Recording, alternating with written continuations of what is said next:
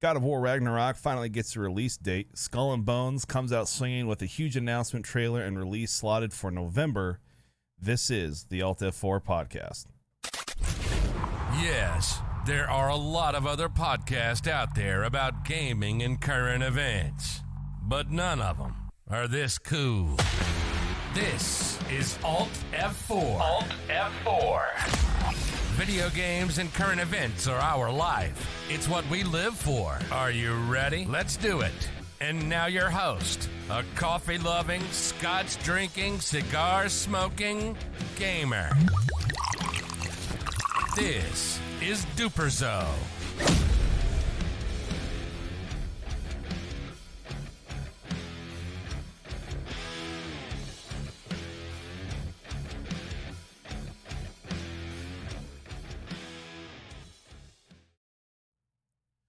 Welcome back to the ALTF4 podcast. We are finally back on track after a 2-week hiatus due to the holiday last week and just some schedules changing the week prior. We're so glad to be back and rolling with it. We have Miguel, my brother, who is also known as CanisLupus. He is back. Go ahead and say hello, Miguel. Yeah, of course. Hello. Yes, we're so happy you're back. Thanks for being willing to come back on and talk about video games and all that fun stuff. We also have a really good friend of mine. His name is DeclanDvious. He has been a member of my community since 2020 and just an all-around genuinely good, awesome person. And I'm going to turn over to Declan to kind of do his little self-introduction. What's going on, Declan? Hey, Duper. Hey, what's up, buddy? I am Declan. I've spent a lot of time. Actually, I grew up starting with the original Game Boy. It shows my age, maybe a little bit, but I'm still 25 years old at heart. So, but I do play a lot of games. I've played FPS, RPG, you name it. I've probably touched on it a little bit, or at least looked at the game and said whether or not it's going to be for me. Right. But yeah, that's me. Sweet. Well, again, thank you for being willing to come on and hang out for a little bit tonight and talk about some video games. And it actually is kind of nice because I like to have people on when they show certain excitements for different pieces. And just, fortunately enough for us, we had Skull and Bones had their announcement this week. So we're going to head on over to that video to watch that trailer so folks know exactly what so that they know exactly what we are talking about. What's a holo? Oh, it started playing without me being ready because I run a semi-professional podcast here, you know what I'm saying? Yeah.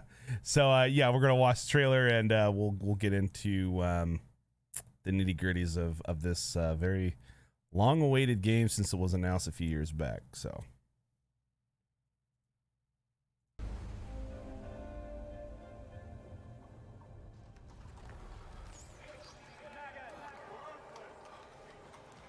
society has rules. It decides where you belong and what you're worth.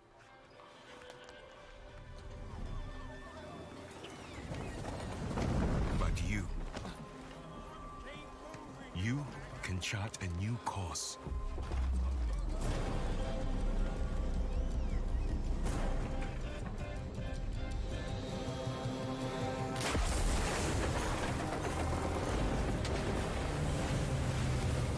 Even when death seems a certainty, do not give up.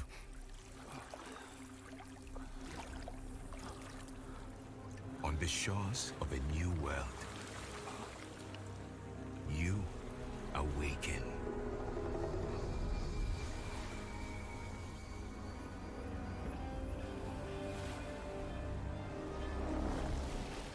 More determined than ever to carve a life of your choice.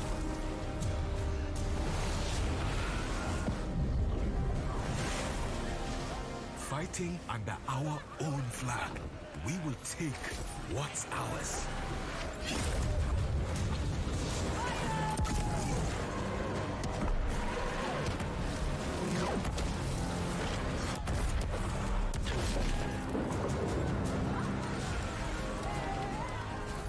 Together, we will take on the world.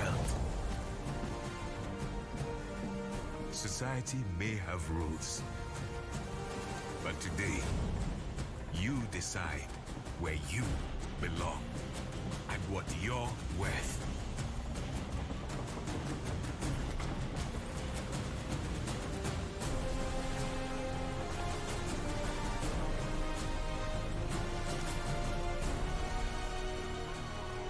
Now choose. Will you live as pawns or die as pirates?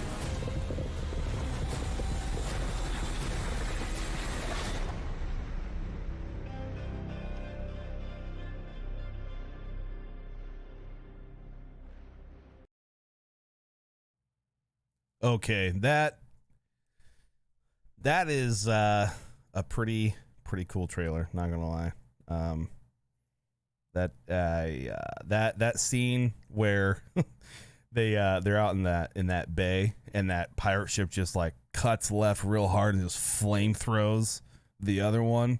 Oh my gosh. Yeah, that it is a really good trailer, I think. It's one of those things where it's like, I mean, the fire on a ship is not a good thing, and I know you know that because you were in the Navy, right? But especially back then, all that, the sails being canvas and wood and just oil everywhere, like, dude, like that would have been the most terrifying freaking thing to have happen. Yeah. Oh my gosh, that's so cool. That's pretty much spells death for any ship, especially back in those times. Yeah.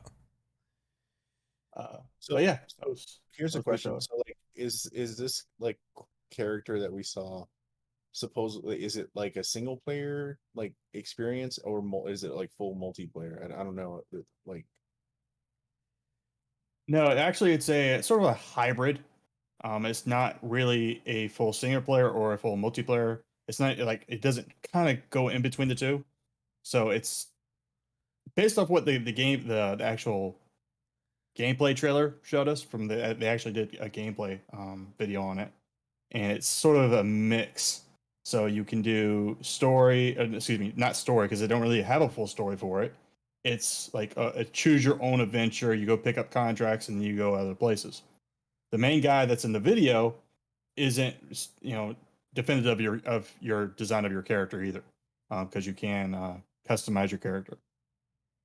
Yeah, so it's kind of like Mass Effect, where like Commander Shepard has like a base look in the Mass Effect world, but you can actually create your own Commander Shepard. So in this way, you can create your own pirate, right?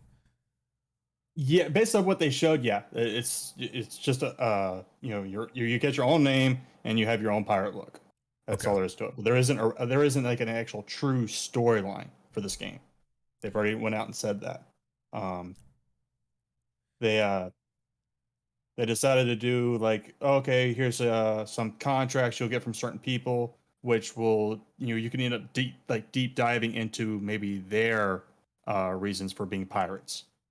But you start off shipwrecked on a desert island. They've already announced that, and you have to, hunt some sharks and build your raft and everything and get out to sea. I forget what they call it. It was some weird name for that little ship that you see him on when he first starts out. Okay. Not like a sloop. Yeah, or like a dinghy with just a sail. A dinghy. Yeah. Okay. So that's a little disappointing, because I kind of wanted, when Assassin's Creed 3 came out and they had that little bit of what's it called? Pirate ship naval combat. You're talking about 4. Did I say 3? Sorry, yeah, 4. Excuse me. No. Oh wait, no. I'm talking about 3, the Revolutionary War one. Okay. Yeah, that's when we first got introduced to naval combat. because the way they did it, it was so popular that's why they went with doing Black Flag. So what you're able to do in Assassin's Creed 3 for a very limited time towards like basically the end of the game, they just expanded on that. So the mechanics of Black Flag is in this, like what you see is essentially you're playing the pirate world of what was Black Flag. But that is it's kind of sad that there's no That's actually where it ends, is the ship to ship combat. But that's where all of it, it spreads itself out from Black Flag. Yeah, And right, yeah. but there is no storyline. There isn't any true exploration of islands. So you can't just, jump off your ship to an island that you found and go explore it. It doesn't really work that way. Huh. So yeah, I probably just hit that a little bit harder at home for you too. This is why I'm probably the more devil advocate for this game, and a little more disappointed. So you're saying it is Ubisoft's. So basically, it's a Black Flag version of Sea of Thieves, but more restricted than Sea of Thieves. Yes, more restrictive than Black Flag and more restrictive than Sea of Thieves. As of what they've shown us in the gameplay trailer and then what they've actually announced. I don't think I would use the words like. I don't think I would use Sea of Thieves. I would say like war tanks or that Warships. Warships. Yeah, I think it's more like Black Flag warships, because Sea of Thieves, like that doesn't even give you a lot of like naval combat. Like you get the combat obviously, and you are shooting each other with like cannons and different type of attributes, but like the combat in Sea of Thieves isn't as depth as I would think that this game is going to be. So I think warships would be more accurate. Right. I mean, I just mean that as an example of it being no story. You get contracts, you go out, you're in an online lobby the entire time, but restricted, meaning, in Sea of Thieves, you see an island, you can go to that island. You can even if you have a quest there or not, you can go to that island and explore it. Yeah, jump off and explore. You can't do that in this game. I think that was like one of the major turnoffs about the game that I saw, at least back in 2016, because I think this game was announced back in 2016, wasn't it? It was announced, actually, I think I read, was announced back in 2017. I was really hyped up at the time, but this is actually a complete change in direction. It was originally supposed to be 5v5 combat, so it was going to be more competitive. And it was almost truly multiplayer then too. Yeah, that's what I heard too, that it was just literally like Black Flag multiplayer, kind of like how Assassin's Creed, I want to say 2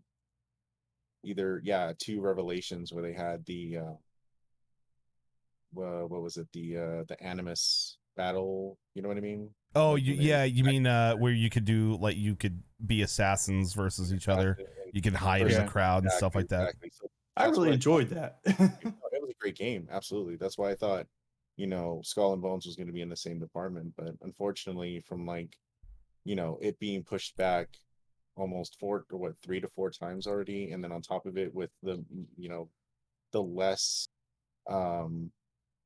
exploration pirate kind of game, that it turned into like something that I have a feeling it's going to be more of like a pay to win kind of game. I'm honestly not impressed with like Ubisoft right now. So yeah. This is from what they've shown. I'm really disappointed, because they have all these great IPs. They were going to make a new IP, and they didn't bring anything more than the ship combat from Assassin's Creed Black Flag over, and they have all these other IPs that touch on PvP, and all they do here is, okay, you raise and lower a sail and you can do PvP. Like this is really a letdown. Yeah, because with as simple as Sea of Thieves is, I have to admit, like, the naval combat that they allow you to have in that game, it's actually pretty fun. And it's like, you're able to like, drop anchor, spin your ship around, like actually using the confines of old cannons and how you need to, position your ship effectively. Like, it's fun. It is a ton of fun. But I agree. I think they're making it too kind of, just so you know, while we're talking, I have that gameplay playing on the podcast without any sound, just so people know what we're talking about. And as I'm watching this, like, it looks kind of arcadey almost. Like, it just, I don't know. I don't know. Problem with the game itself is just the fact that it should have came out the same time with Black Flag and have it be like an additional option for people to play during its multiplayer sessions, or if they wanted to add a multiplayer session, because literally that's what it seems like this game is it's like a continuation of what Black Flag should have when you want to play multiplayer. And yeah, so Yeah, I would have to agree. It should have been, an add-on for multiplayer to Black Flag. Like, this is, I'm really am disappointed because you miss your mark on two fronts. You miss it on single player and you miss it on multiplayer. You can go shoot, other players down with their, your ship, cannons and whatnot. But where is the competitiveness to multiplayer? It doesn't really exist here. They don't give you like a reason to want to actually go and level up, other than, okay, I can get new cosmetics or some new ships, new cannons, armor, what have you, because everything is it is focused on the ship, which I would actually like, but they need to turn it into more RPG style, but they didn't do that here. Mm-hmm. Yeah. So yeah, because even Sea of Thieves, and I hate having to like keep kind of harking back to that, but like for me, like I've never played the warship games or anything like that, so I have in my mind what a pirate game is supposed to kind of be like in terms of what you can do, and even in Sea of Thieves, you're talking about, like, it doesn't give you any incentive to want to go out to keep playing. Whereas in Sea of Thieves, like, I mean, there are a multitude of different categories to rank up to get better equipment. Yeah, it's cosmetic, but better equipment, or to become a pirate legend, so you can actually access a whole secret area of the of the map that you at the kind of the personal player hub area. So like there's just, it's lackluster a little bit. Yeah, I can see why. Now, and as far as like ship to ship combat goes, I think Black Flag had it nailed. It was really good, especially for you controlling a ship, the entire ship, not just one thing or another. Like you wouldn't see in these. Like, you would either have to be steering or you'd have to be shooting the cannons, right? Or raising lower sails, what have you. But in Black Flag, it was really intuitive. It was really good around ship to ship combat, and I really did enjoy it. I put a lot of time into Black Flag because of it. Oh yeah, I mean, when I played Black Flag, I mean, Miguel and I we would kind of hit each other up to see like where our ships, how leveled up our ships were to take on the like the big Spaniard galleons and things like that were like patrolling the seas. Like, it actually like felt cool to like go hunt a ship down. Yeah. And then it was kind of funny. I remember we talked so much shit to each other for that reasons, because all of a sudden, like, oh, I killed this one. Did you do it? It's like, no, I didn't. Okay, I get you. Yeah. There was this other really cool mechanic in Black Flag. Not a lot of people did it, but and I was really, really hoping they would actually, say, okay, this mechanic's back. You remember when you actually captured a ship in Black Flag, where you had options to do what you wanted to do with that ship? Oh, yeah. You wanted made it part of your fleet, it repaired your ship, or it raised or lowered your wanted level.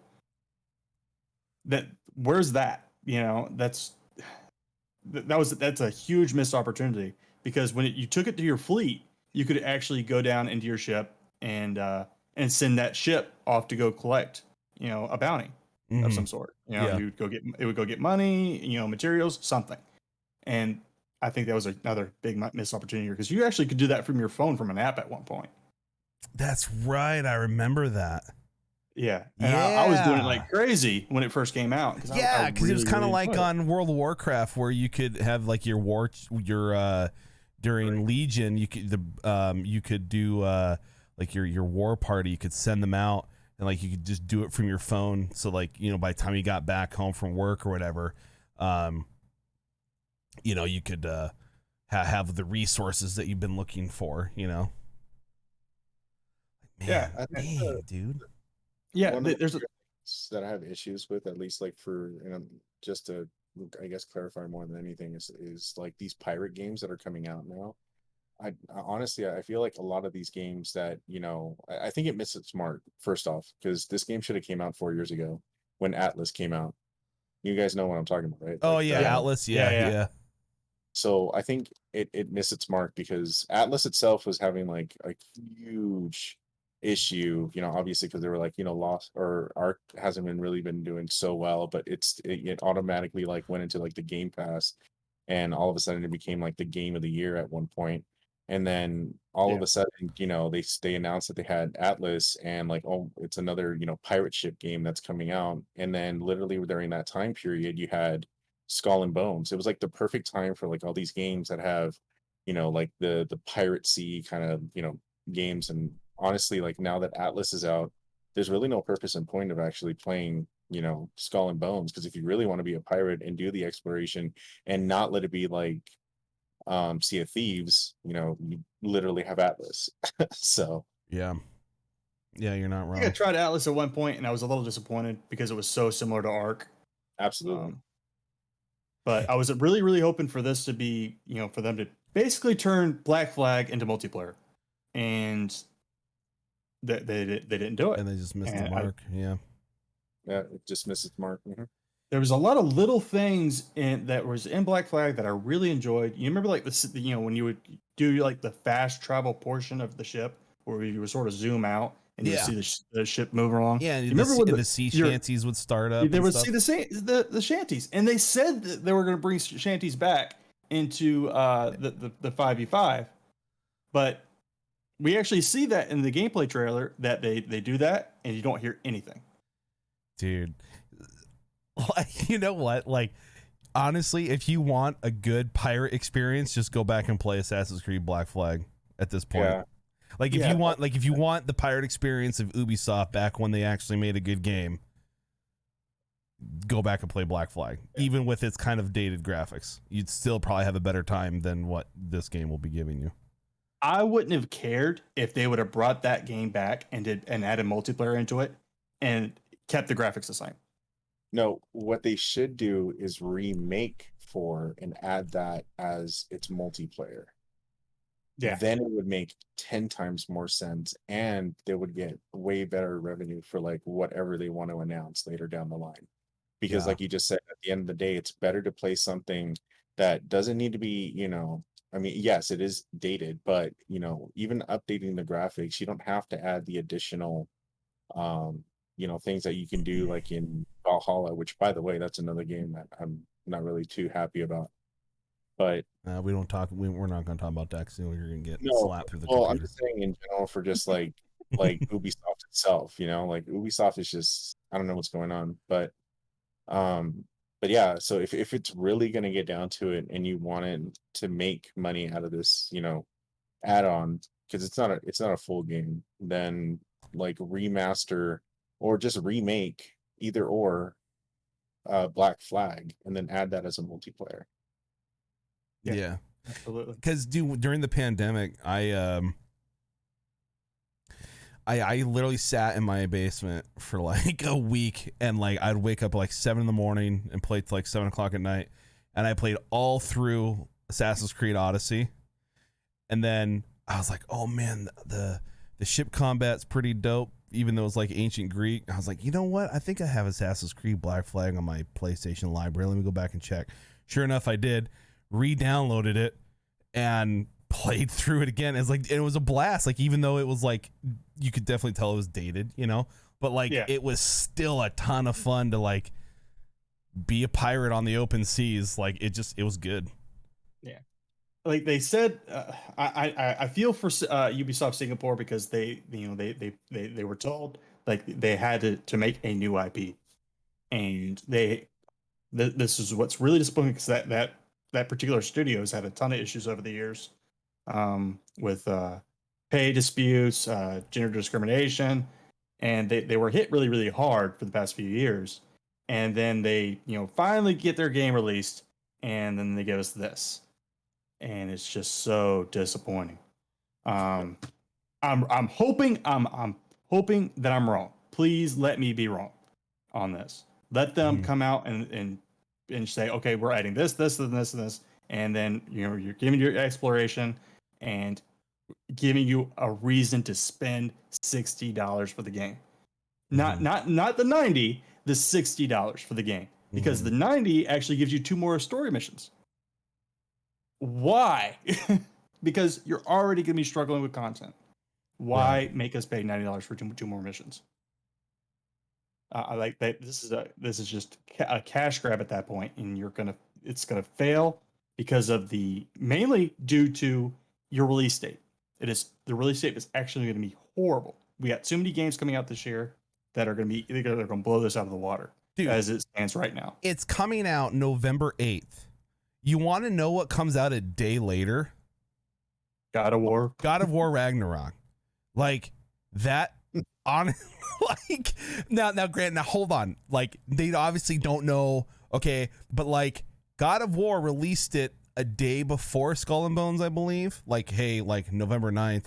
And I understand that there's a lot that goes in with like doing these releases and doing these press conferences where they show it, but like somebody should have sat back and said, yo, we are literally like, we kind of got like effed here.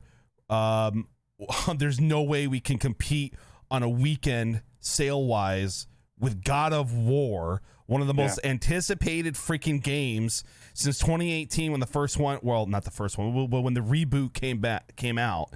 Like, this is going to be one of the, mark my words, God of War Ragnarok will be the top selling PlayStation title of all time. Okay. It will. I would be very surprised if Elden Ring beats it for Game of the Year at the Game Awards this year. So you literally have a November 8th release date of a game that's kind of like shady on the what we want side and how things have been done side. And I just think if it was up to me, I would have been like, let's kick it to like December 8th. Like, let's give it a month. No, you kick this game back into oblivion at this point, because if you go through like any comments that you've on the game, what they've saw, they're highly disappointed. Yeah, you kick this game back and you get it right, and then release it. At this rate, you do what the Sonic the Hedgehog guys did.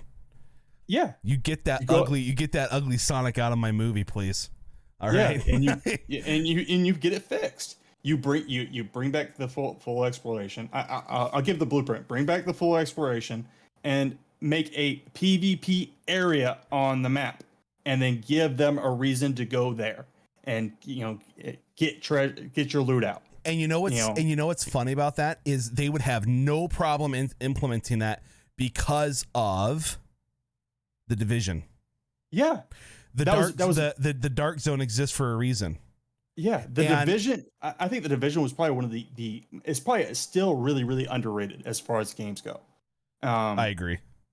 And Ubisoft has all of these features in other games that they could start putting into their new IPs, and they don't do it. This is really, really disappointing. Yeah. Miguel, you made a comment about it being a pay to win, right? Yeah, of course. Well, there's an article that's on here. It says Skull and Bones will get free post-launch content for many years to come. All right. So, and essentially this is what they say. Though the game can be played solo, the Ubisoft team sees it more as a live multiplayer experience, and that seems to be shaping how the developer will approach post-launch content. In a media briefing, guest director Terry Hahn noted that Skull and Bones will see in-game events like bigger, deadlier challenges, cosmetics, and more that will come after launch and will be free for all players. Hahn said that Ubisoft plans to release content that is free for all players for many, many years to come. Okay. And you know what's going to be free along with that? The battle pass. How that free The battle pass. The battle pass is what, and it's a part of that $90 charge for the deluxe edition or whatever they're calling it. Yeah. Look, Like, here, at the end of the day, I'm gonna still buy this game. Like, I'll be honest with you right now. Like, I'm still gonna buy the game. I'm still gonna play it. I may want to take pliers and pull my teeth out, but I'm still gonna play the damn game. Like, I will still probably play the game as well. But I've actually I went and signed up for the I want to call it alpha or beta test, but it's not really an alpha or beta test. I went and signed up for that, and I'm hoping that there's more than what they're showing us. I'm praying that there's more than what's being shown, because this is I can't say anything more than disappointing. yeah. Honestly, realistically, I'm gonna play it because I have the Uplay Pass, whatever it's called. Oh, so it's Ubisoft Plus. Yeah, so it's gonna be given to me. So regardless, I'll be able to play it. But at the end of the day, I think it's still gonna be superly disappointing. And and when you say, oh, free content, it's just gonna be kind of like how again, just referring back to like what we were just stating, to Sea of Thieves, where it's just cosmetic, where it's like, oh, we gave you a free sale. Like, I think that's the content that they're going to give to us. They're not going to give us anything beyond that. I don't really feel like they will. And the reason why I say that is, and since you guys brought up Division 2, Division 2's content isn't as a lot, like like each expansion gives you the additional story, not the updates. So like they'll give you like a new thing, a new trial or new thing that you have to do in the game, but it's not like something that's like groundbreaking. You know what I mean? And I feel like most of the content that they're going to provide for us, at least for this game, is going to be based upon like that, where it's like something very, very, small, minute, and it's not going to be enough, for the time and effort that we would put into the game for ourselves. Mm-hmm. Yeah, to be worth your time. Exactly.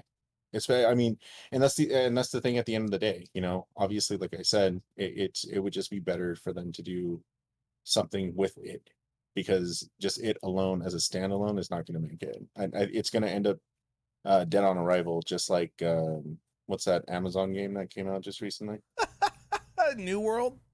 Yeah, that's dead on arrival as well. Dude, honestly, I love to hate that game, because I also love the game, and it makes me sad. Like, I'll go in and I'll play it for like 20 minutes and I'll cry. But that's the thing, is that a lot of these games are now turning out to be, and again, I mean, I don't really want to look at it as like a pirate game, but it is pretty similar to a pirate game. You have the Spanish, outfits, and you got the muskets, and you got the stuff with like extra powers and so on and so forth. And it's just that genre is dying very fast. A lot of people are not interested in that anymore. Yeah. And like if they would have given you an original pirate story with the game, I think it would have been great. Yeah, absolutely. But they're not doing that here. They're just giving you a pirate, ship to ship combat game, essentially. That's all this really is. Yeah. It would have been really nice as if, like, in World of Warcraft, or even like in Final Fantasy, Miguel, like, if you could get, like, if you could, okay, let me backtrack for a second. If they were going the route of it being more like an MMO, right? Okay. Where you have to do quests, and, there could be settlements that you could take that would be technically a dungeon. You get my point. And depending on what level you do it at, whatever, like the things that you're able to put onto your ship, you would be able to see that sailor out on the ocean and say, oh my God, like this dude doesn't mess around. Like, they grinded for that thing right there. Like they earned that, like, front sigil on their, on the bow of their ship or whatever, you know what I mean? But it doesn't seem like anything like that's even in there as well. Like like you said, like it's just, what's going to happen is with that battle pass, what's going to happen is they're going to have a free, they always like, what's it called? Battlefield did it. They had the free section and the paid section. And so, like, every so many levels, the free category opens up and you get a gun. So everybody gets the gun, And then like if you paid for it, you know, you get like extra operator skins and things like that. So they're like that again, like they're saying, well, it's free to everybody. It's like, well, yeah, but like, come on, you don't be disingenuous, because the people are going to pay $10 or the $20. Is it $10 for battle passes? I don't know. If they stay concurrent, I think it's $9.99 for a battle pass. But you know, they're paying for that extra what? Skin? Yeah, that extra color for their sale. Yeah. So we haven't touched on this, and I want to bring this up real quick. Guess how many players per server? 10. 20. Duper, what do you have? 20. 20 is the number. Is it 20? It is 20. Oh, I didn't even know. I honestly, I didn't even read anything on that. So 20. Okay. So yeah, that leads me to believe that either you have way too much graphic, you know, of things going on, and but the sea just isn't big enough. 20 people in a server. So, is that included? Like if you is that including like if you have 5 buddies that are on your ship? Okay, I'm glad you bring that up. Guess how many people you can actually co-op with? 2. 3. God dang it. So 3 people? Dude. And it does include them. And it includes so here's the thing too, that's like the one complaint that people have by and large about Sea of Thieves, is that you can only have 3 people on a ship. Yeah, I mean that's been the biggest drawback to Sea of Thieves, has been the fact that like you can get one of the biggest ships, a galleon, but you can only have 3 people on there. That's ridiculous. So how could Ubisoft, I mean, because let's be honest, like that's public knowledge. If you're going to create a game that you're going to directly try to compete with the biggest multiplayer pirate game out there right now, which is Sea of Thieves, how do you do that to yourself? Like, not only are you restricting yourself map wise and search wise, you're doing the exact same body count on ship, and it counts for the overall people in the server. So what if you've got 3 ships going out? Yeah, each person has their own ship. That's not one that they don't just drop onto your ship. Each person would have their own ship. Wait, you can't ride on your buddy's ship? No. What? No. No. Oh my dude, that each person has their own ship. So then what, your ship is controlled by NPCs? Technically, like your crew, like your crew. Yeah, your crew. So basically, I can't even call them NPCs, because they're not. They're just. It's just, you know, computer generated, you know, guys running around a boat, because you don't get to pick your crew, you don't get to recruit your crew. They're just there. It was basically just like Black Flag, except you have no characters that are actually on your boat that you meet or actually recruit to your ship. Like you had the one guy that was just sort of like your first mate for Black Flag. You actually did some stuff with him, but you don't do any of that here. So you can't even call them NPCs at this point, and yet it's all you have one person per ship, and you can't even walk around your ship. They have not shown any of that. So when you pull into a port, you hop off, but you don't. It doesn't show them hopping off or hopping on the boat, or, you know, walking up to their to the. I'm drawing a blank here. To the deck, to the dock, to the to the deck, to port. Yeah. And so it's just you pull up to this safe zone port, and then you press a button and you're hopped off. So you can't even do like.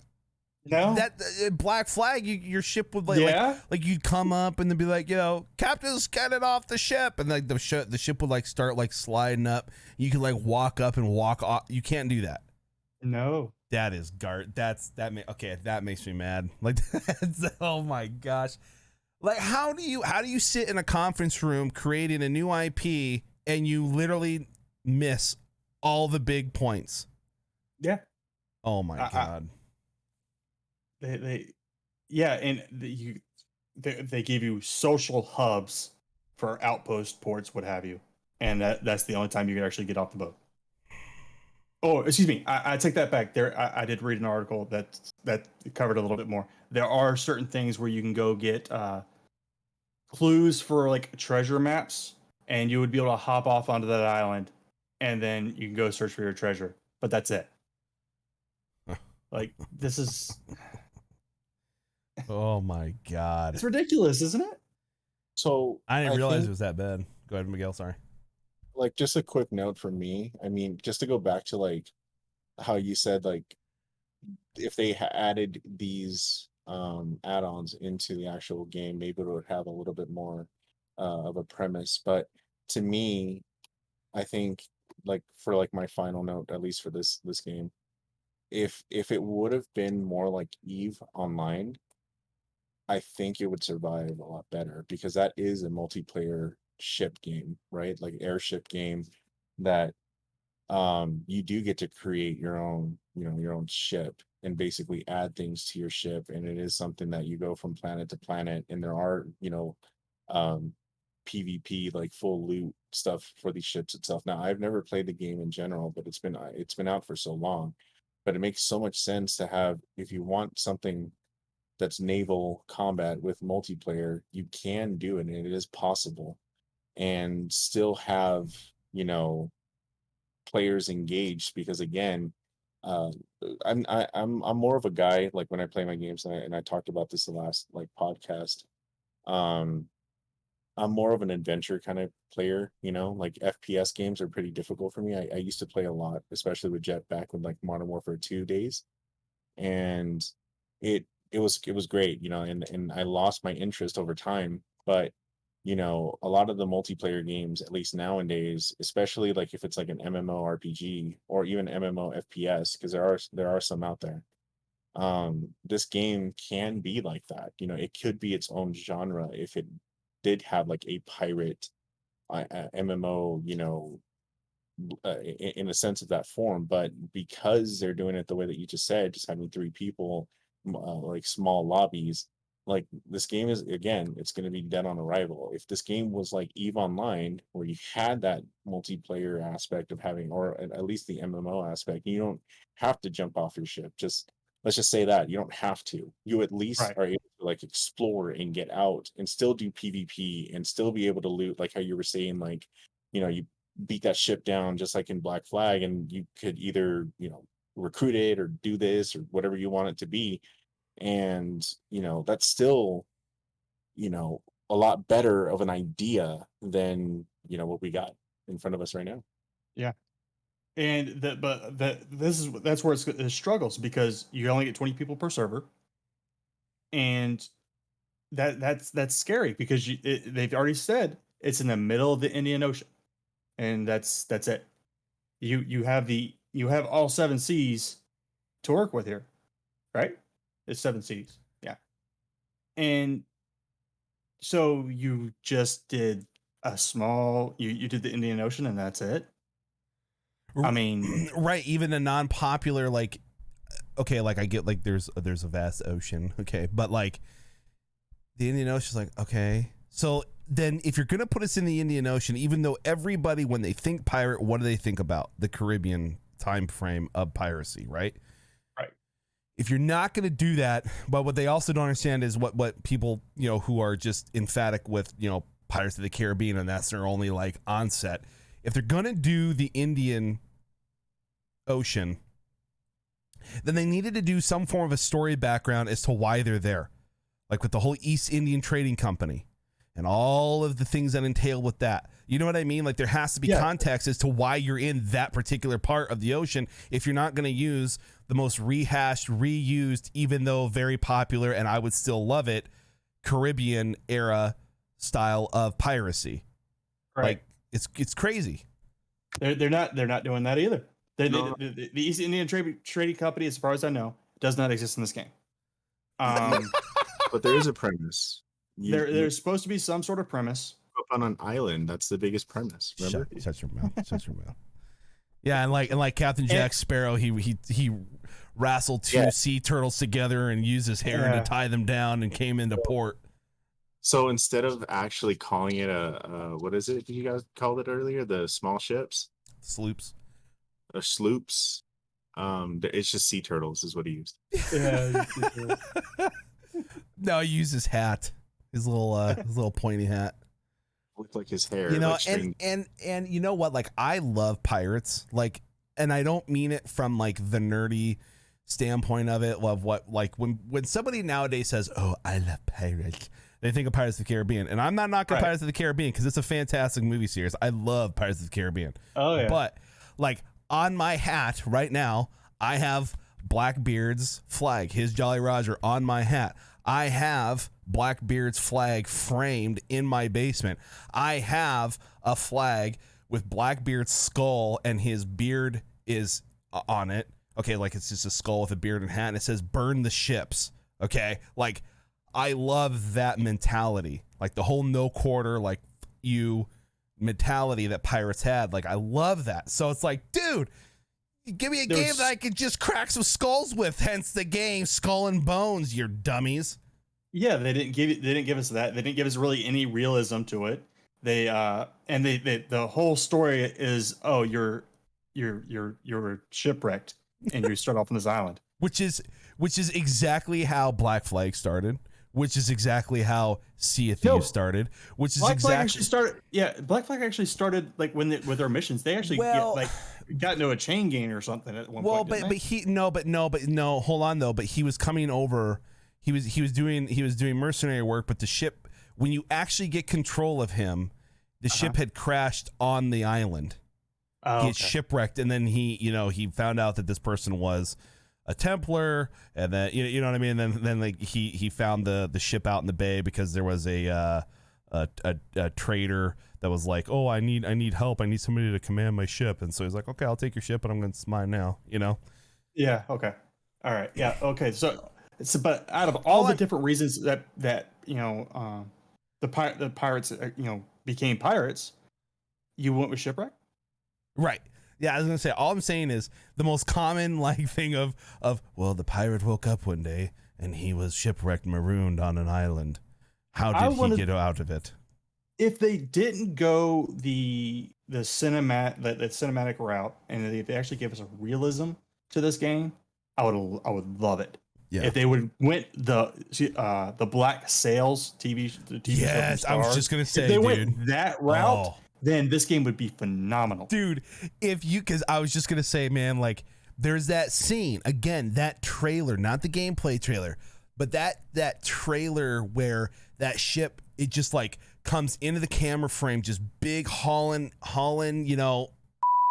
and just starts firebombing the one on the left, and just like that instrumental, like whomp whomp. It's like, oh my gosh, dude, yes, get him. It's like that's totally Black Sails. Like when they like out of nowhere they look over and here's just this big massive pirate ship that's bye, hello. That shreds them to pieces. Yeah. Oh. But it doesn't happen here. Like it's too cinematic, and especially they didn't go either route. Especially with like, okay, not to get like with the times, as they say, but it's no, and I'm not saying this is me just making a statement. This is not me giving an opinion on it. Okay. Mm-hmm. In the era we live in with video game companies going the more, as they say, woke go broke mentality. Sure. There is a missed opportunity here where they could have even if they did a story, right? Like a lot of people don't even understand this. Like, this is how much I love pirates. Okay. Like I've literally like delved into the history of piracy. Okay.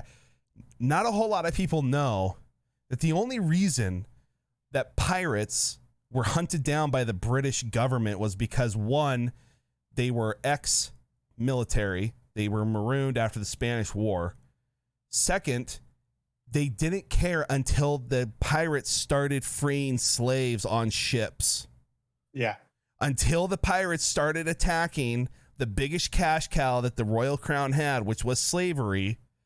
Yeah. They didn't care because they didn't attack English ships. They attacked Spaniards, and it was basically Britain using them as war by proxy, right? You could do a whole story on that. Whole flipping story. I agree on that. And I'm sorry I'm yelling, but oh my God, like you could literally show how even back then there were people that were standing up and saying, what you guys are doing is kind of messed up, yo. And now we're just going to, not only are we going to take these guys, but we're going to train them. We're going to treat them with respect and free men. And then when we come to hunt you down, you're going to see nothing but a bunch of African slaves who are now free men come to take your shit. Exactly. And that because that happened. Historically, that happened. Yeah, that's pretty much what happened in the Caribbean. And you know, a lot of people don't know that, but that was the golden age of piracy right there. Oh. And we didn't get you got some of that in Black Flag, but that was a huge missed opportunity here. I'm not all that familiar with the pirates in the Indian Ocean, as I probably should be, because I do, like you, I do study that part of history a little bit. But there's just you're missing the whole point of piracy to me. Mm-hmm. You're not giving us anything here. Okay, yeah. Post launch, we get a pet. Sorry. Oh, that's what they've announced. Oh, post launch, we get a pet, and it sits there on the deck. I'm not going to go into it, but I'm not going to ask what that pet is because we were just talking about slavery. Miguel. Yeah, oh my gosh. That went dark quick. Oh. Just announced that, honestly, I don't know what's up Ubisoft's sleeves. But here's the funny thing, though. What would be so funny is that if they hear small podcasts like this and give them the premise and ideas, and this thing actually happens, I'm gonna laugh. Yeah, I'm gonna laugh because they actually would have to listen to what the public will talk about. And I'm pretty sure there's multiple people saying the same thing that you guys just said right now. Like, there should have been a premise, should have had a story. Make it historical, because it makes sense, because you have no premise at the moment. So if you make it historical, then you're gonna get better profits. Here's the bad thing. They've already announced that this is a fantasy version of the Indian Ocean piracy. Yeah. And here is where the rubber meets the road, right?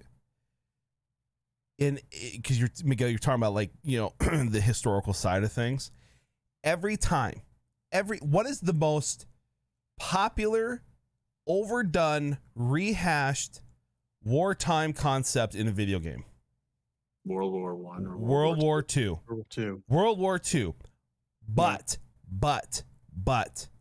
when they do it right and they go for accuracy, people still, to this day, want to live in what they saw on History Channel documentaries. They want to see storming the beaches of Normandy, inaccuracy, and all of that, right? When it has gone wrong is when they do these, like, special, like, little mission, like, not Wolfenstein. Wolfenstein is kind of the exception to this, but, like, what's the name of the Sniper Elite, right? Sure, there's some historical accuracy in terms of, like, what the time frame, but, like, come on. Like, the only thing that game has going for it is sniper shots. People are not playing that because it's World War II, and it's like, no. And the reason it doesn't do well is, like, hey, like, we're now on Sniper Elite 5. Like, how many times can this person kill Hitler? It would still be fun to kill Hitler, though. Well, yeah, but if I could kill Hitler in the way of Inglourious Bastards, that would be good.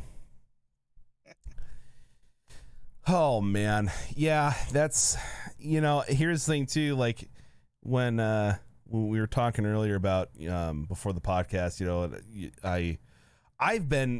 here's the thing. When this game was announced, I was super freaking excited. And then when they started rolling out the delays and all that, I honestly just put in my rearview mirror and I was like, okay, because you didn't hear about it. I'm not even gonna be. No, I know, but, like, I'm not even gonna be, like, even remotely excited about anything, because I'm just gonna be disappointed all the time.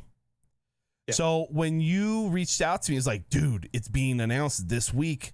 Like, you gonna talk about it on the podcast? I was like, no, but yes. Like, absolutely now. And then it came out, and I know, like, earlier we talked about, like, you asked me what I thought of the trailer, and I at face value, I really love the trailer. But because Right. I knew that this was like your thing, when just like with the previous podcast, like I didn't do any research, anything other, because I wanted to make sure that you were the main information person, right? So Sure. now that we're talking about all these things, I'm just like, so that's why he said he wanted to be the devil's advocate, because oh my God, I feel kind of deflated. I'm sorry I did that to you, and please let me be wrong. I really hate it when people do things pre-game release, or do these reviews pre-game release, or be talk really down just to kill the game before it even happens. Right. Or like the release day, they don't give them the developers time to fix it. But oh my God, what the heck was this? This should be pushed back another 2-3 years and get it right, because what we have here is just some hodgepodge that they put together, and it sort of rips between Black Flag and Sea of Thieves. That's basically what this does. And it's not even the good parts of those games. Right, I was just gonna say, it's not even the best sides of both worlds. Like, it is literally the in-between garbage. Ubisoft has all these resources, and they stuck Singapore with the ship-to-ship combat, and that's all they let them have. And you know what's sad about that is that Singapore wasn't even the ones that came up with it. Montreal did.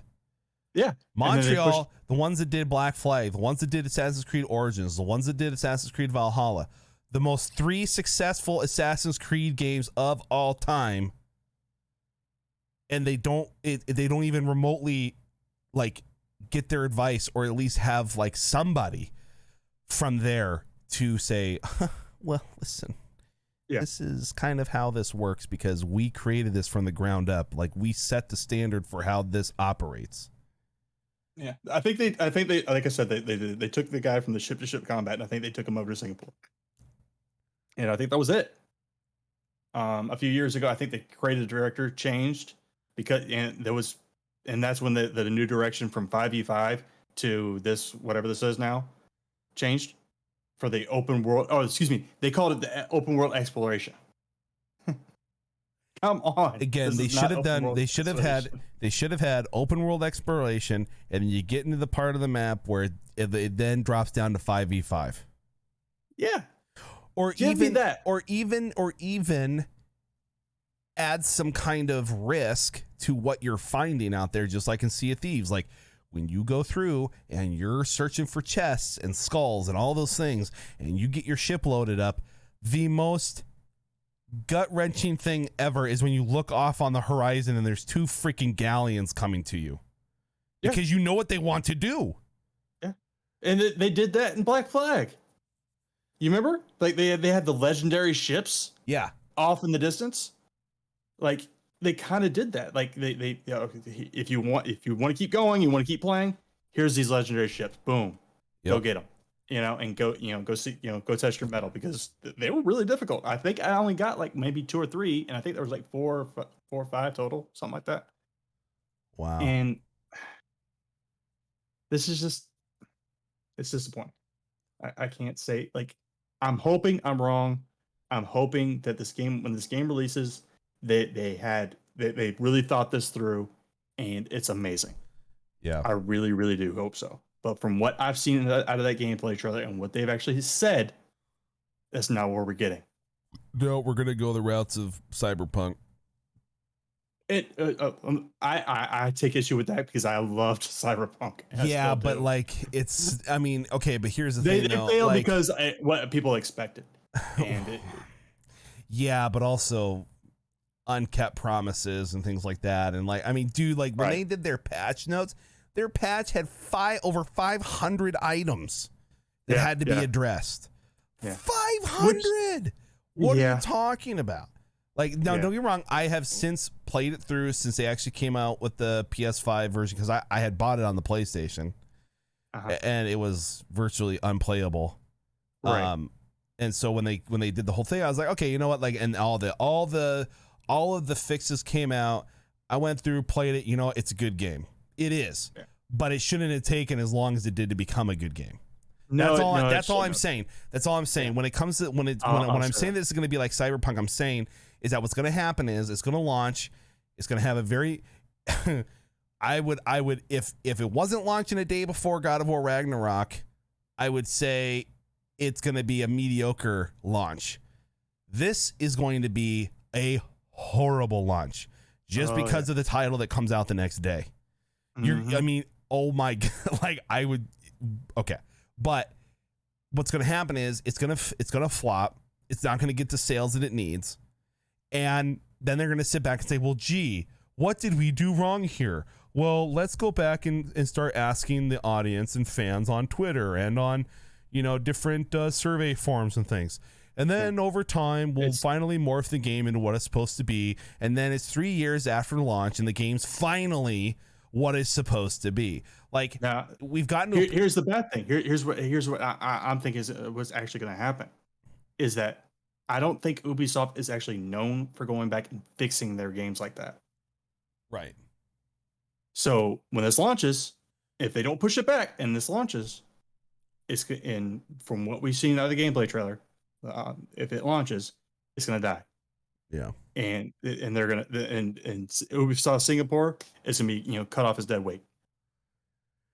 Ooh. They'll piece part it out because this is what we got, and that's not what we deserve. I'm sorry, not for $60, not for definitely not anymore, for $90. not even yeah. all the new titles. And then here's the thing, like I could literally talk for hours about why I'm not upset that games now cost $59 or $69.99 instead of $59.99, because up until 2020, unless you bought the big bundle editions of games have always been $59.99 as far back as when I was in junior high. It is like the one media element that hasn't increased over time. So when people literally, I've had friends like, I can't believe it's now $69.99. I'm like, really? $10? $10 is going to break you? $10? $10? No, really. Then maybe you're in the wrong hobby, because I can tell you between video games, guns, and my truck, don't talk to me about $10. Like, okay, like, like, don't, let's talk about don't. streaming money for a minute. How much we're going to invest in our streaming setups. And I don't have an OnlyFans, and I don't have a partnership with G Fuel, so my money's kind of strapped right now. Okay, I haven't gotten to the point where I'm putting my hole on OnlyFans. Jeez, yeah, I'm going to convince you to do it at least once. Miguel's like, I'll pay for that. I was looking for my wallet. See, we got your first OnlyFans subscriber right there. Oh yeah, now I can post how I'm like, according to the algorithm, I'm like 0.05% of all content creators. Okay. And just make sure that like everything that you just said, your guns, your video games, and your truck is in your first photo. Yeah, dude, gun like my rifle. I got my Glock on my hip next to my, and then my truck, and then I'm wearing like American flag board shorts or like undies. And then I got to get the Viper shades. Yeah. And just finish it off with the American flag behind you. Yeah, and then America. Yeah. Oh gosh. Now, okay, just to add a little asterisk here, viewers, I don't care what people do to make a living. I don't. You want to show your butthole on OnlyFans and you're making money to live, I do not care. I'm just being funny. To calm down. To each their own. Yes, literally to each their own. As long as you're not hurting kids or women, I don't care what you do with your life. Yeah, if this game launches and you like it, go for it. Yeah, and that's the thing. You know what's going to happen? I'm going to get it on my PS5, and I'm going to play it on my 4K TV, and I'm going to love how beautiful the game looks, and I'm going to love the scenery and all that, but I can still sit back and say, yeah, this is what it's supposed to be. But I can still, I'm the type of, like, Miguel and I are talking about this the last podcast. I am a very easy to please consumer. It doesn't take a lot to get me to like what you give me.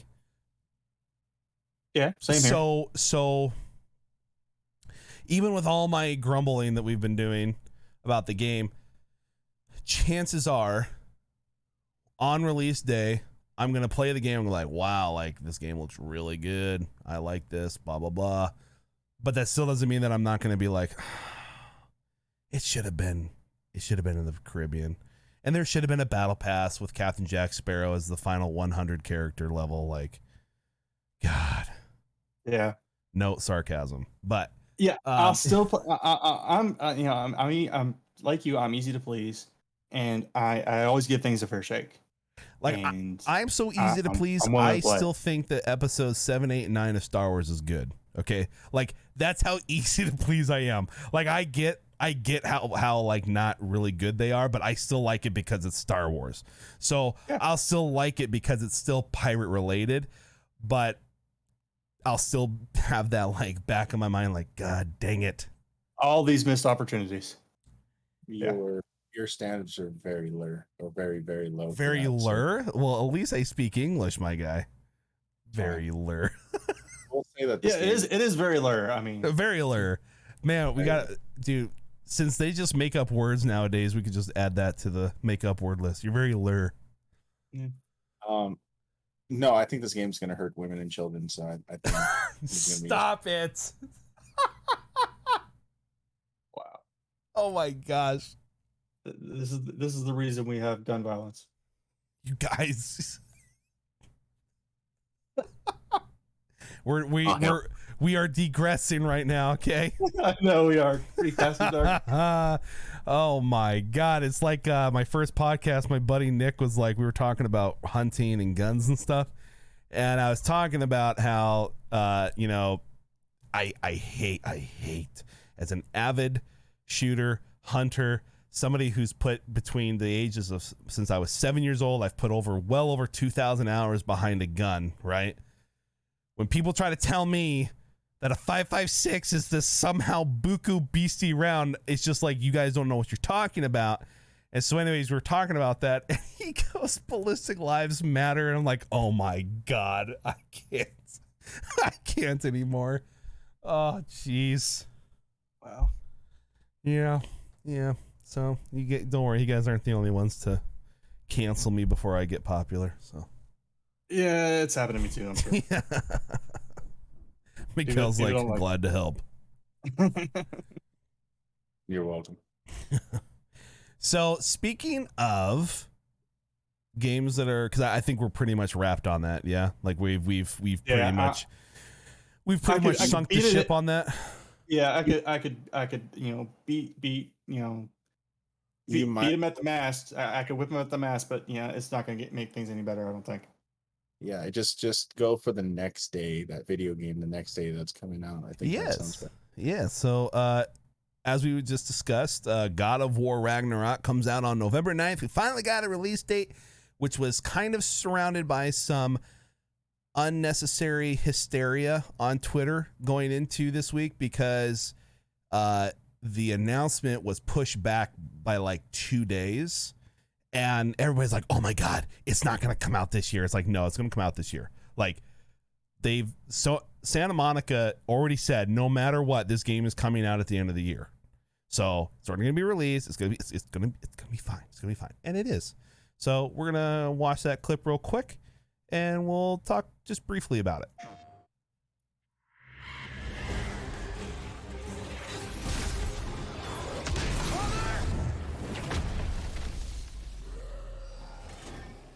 When you are at your weakest,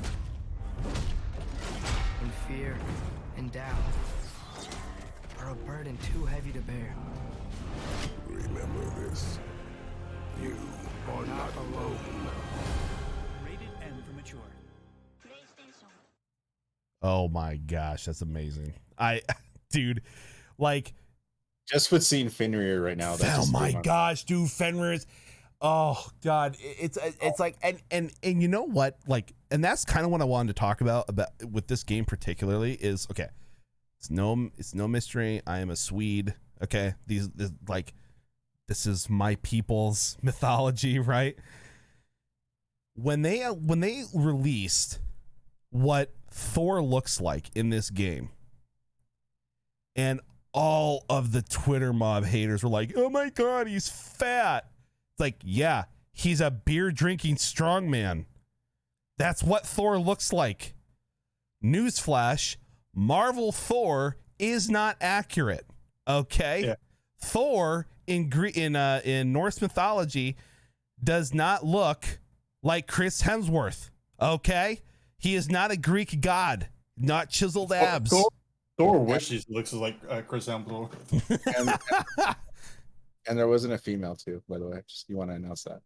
Oh, the I know what you're talking about. Here's the thing too. So there's also some kind of controversy, which there shouldn't even be, because one of the Norse gods is a black girl, and the argument from the people who are like, it's not a big deal, which I kind of agree with, is like, okay, this particular god is I forget it, it's like Regalia or Ragnarok or something like that. In the mythology itself, she's a shapeshifter.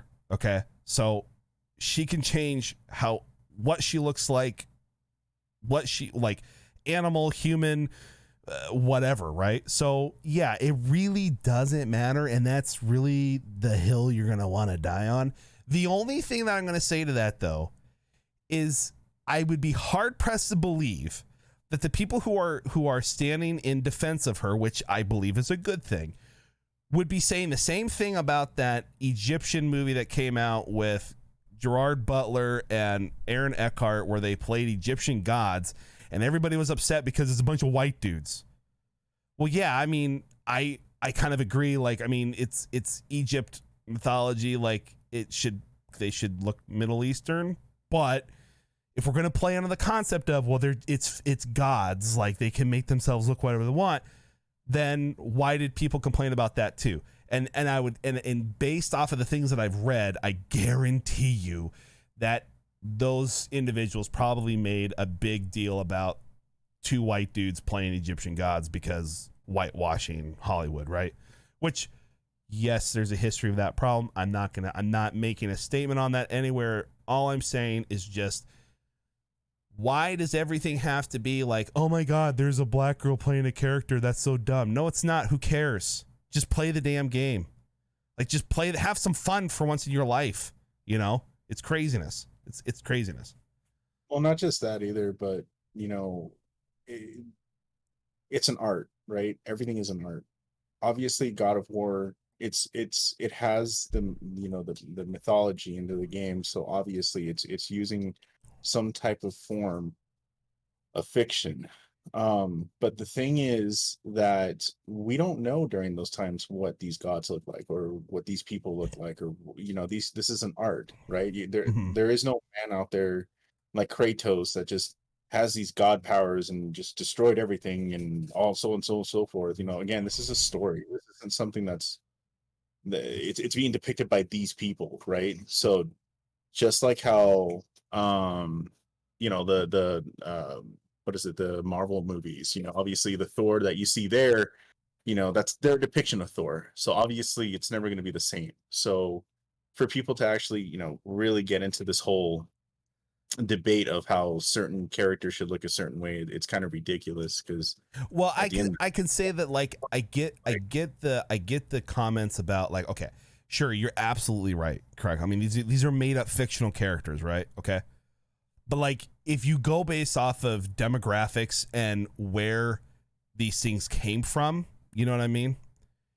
Chances are when white Norsemen created mythology for themselves, they had no idea what a black person looked like. Okay, because Vikings never made it that far south. Okay, but at the end of the day, who cares? Like, you know what I mean? Like, I agree with you. I'm just simply saying, like, based off of geography, demographics, something like that, like, it would make sense that, like, sure, absolutely, we don't know what these gods would have looked like based off of when the Norse made it, but, like, based off of what they looked like, they're going to make their mythology look like them. You know, the Right. Greeks did that, the Egyptians did that, the Chinese did that. You know what I'm saying? But like, again, like I 100% agree. Like it's not something to get like upset about. Like I would rather people argue about Fat Thor than this, you know, like it's crazy. No, Yeah. and just to go like just to get into that like topic more, I think one of the main things, at least for the game itself, is again, I mean, personally with me, because I've played the God of Wars for so long as well, ever since the PlayStation 2 era when it first came out. I mean, everything about the game has been completely different. You know, obviously the like you think Hades looked the way that he looked, or how Gaia was supposed to look like Gaia. Like it doesn't make any. You can't really just say to somebody like, oh, that's how they're supposed to look like, because again, at the end of the day, you don't know what they look like. Nobody knows what they look like. Right, exactly. Yep. So, I mean, just for that alone, it's like you're right. Just enjoy the game, enjoy the story of what Santa Monica is giving to us. Because at the end of the day, I actually wasn't a fan of the first game, like the first God of War remake. I Oh, wasn't a really? huge fan. I think one of the bigger reasons for it was just the fact of like the over the shoulder camera angle, like the God of War.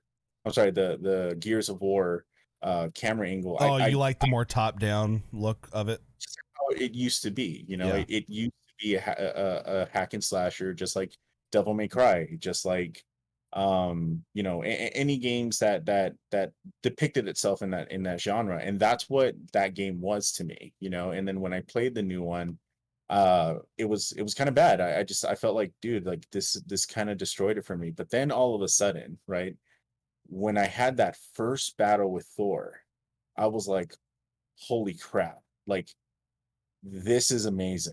And then I couldn't stop. I wanted to keep going. Now I haven't beat the game, and I've got to the point where I saw like the what is it, the large snake, the Midgar snake, Yeah. and The Earth Eater. the Earth Eater. Yeah. So I'm like, dude, that's like when you get close to you, like I even felt it in my stomach. I was like, dude, this is scary. Like they did such an amazing job.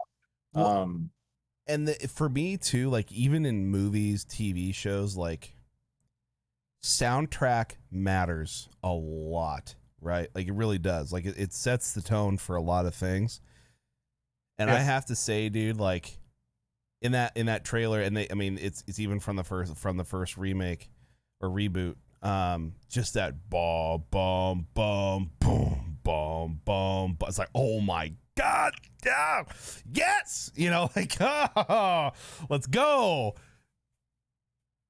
So good. No, it's definitely it definitely has the the God of War feel, and obviously just having Kratos' original voice actor still be the same voice actor, which is amazing, because you know how wonderful video game companies like to destroy that. David Hayter from last Shut your mouth. It made sense. I had to bring it back. Sorry, I had to bring it back. Anyways, so just knowing that it still has that atmosphere, and then I'm sorry, but I'm a wolf lover. That I mean, that's why. Me too.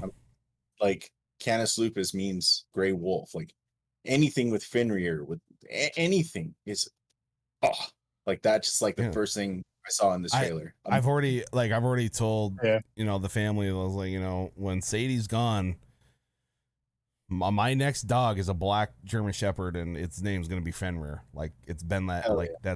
that's just I am a Christian. I love God, but dude, like I do have a lot of respect for my ancestors, like mythology and things like that. Like that stuff just is like awesome. Like it's super cool. Like I'm proud of where I come from. So like to see like, and that's the thing too. They're like, I saw someone on Twitter say, "Oh my gosh, what is this big wolf doing in this game?" It's like, dude, Really? Fenrir brings on Ragnarok. He's one of the signs of it. Like him in his massive like, read a book. Makes me mad. Sorry, I'm yelling too much this podcast, but it's like, read a book. Honestly, when you're gonna die on those hills, man, and you just don't know the history or the mythology behind it, and you got to comment, like you gotta wonder why this big wolf's here. Play the freaking game and find out. Yeah, at minimum, right? At minimum. Come on, I don't even know the history that well. I don't know all the Greek gods or all the Norse gods that well. And I'd play the game just because there's this big ass wolf here in the middle. I want to know what this is about. Would you be considered a pagan then, through your ancestors? I mean, me? Yeah. Well, I mean, my ancestors were pagan, yes. Like, Yeah. do I believe in Odin? No, I don't believe in any of those gods. I don't pay any homage to them, so I myself am not pagan. I like I said, like I'm a Christian, but like all I'm saying is like I have a respect for like things like Fenrir and the moral side of the stories, right? So like, the reason Odin doesn't have an eye is in order to gain wisdom and insight, he sacrificed his eye for that. You know what I mean? Like, and that, what does that teach? What moral does that teach? It teaches that sometimes in life, if you want something, you're going to have to sacrifice something that it's going to be really hard to live without. You know what I mean? Like, and not just Norse mythology, but like, I mean, any kind of, the Greeks had the same thing. The Romans had, like, they taught some really good principles within their mythology about how sometimes life just sucks. And Right. life is not easy, and nothing is just given to you, newsflash millennials. Things, you have to work hard for stuff, and there is great sacrifice that has to happen sometimes in your life for things. Does that make sense, Miguel?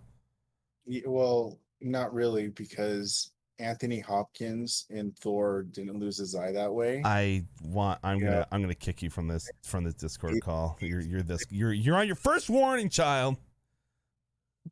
God, that's not how Thor did it in the movie. God, I just, I want to hurt both of you. Like, okay, if you want, if you're not gonna, here's the thing too, for people who are actually, and this is not me like trying to degrade anybody. If you want some of the most accurate like depictions of Norse way of life without reading a book, go watch the TV show Vikings.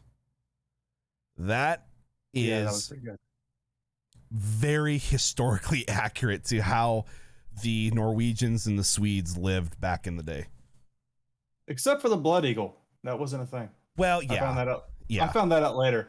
And Okay. I thought that, Like I thought said, that was probably one of those awesome parts in cinema at the time.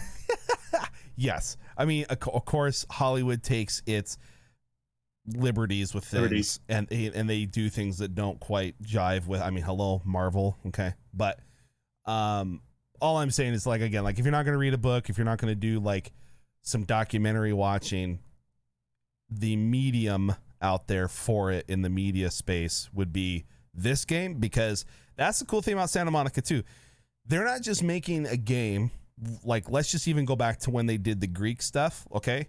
Like, they didn't just make a game about a guy who became the god of war by killing Ares and all that stuff. They stayed true to the content that they were talking about. So everything made sense, and they didn't over embellish things that didn't need to be over embellished. You know what I mean?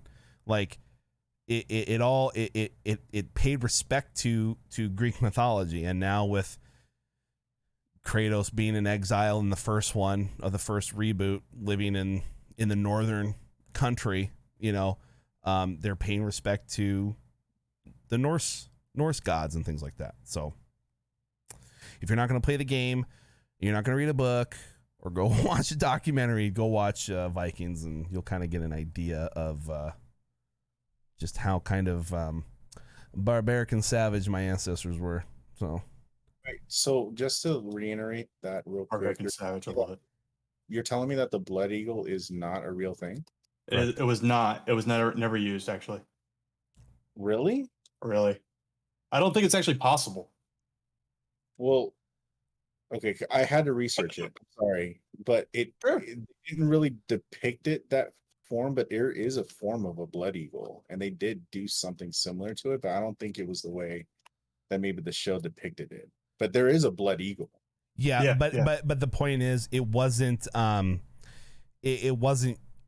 the lungs. used. It wasn't widely used the way that they portrayed it. Blood Eagles were not.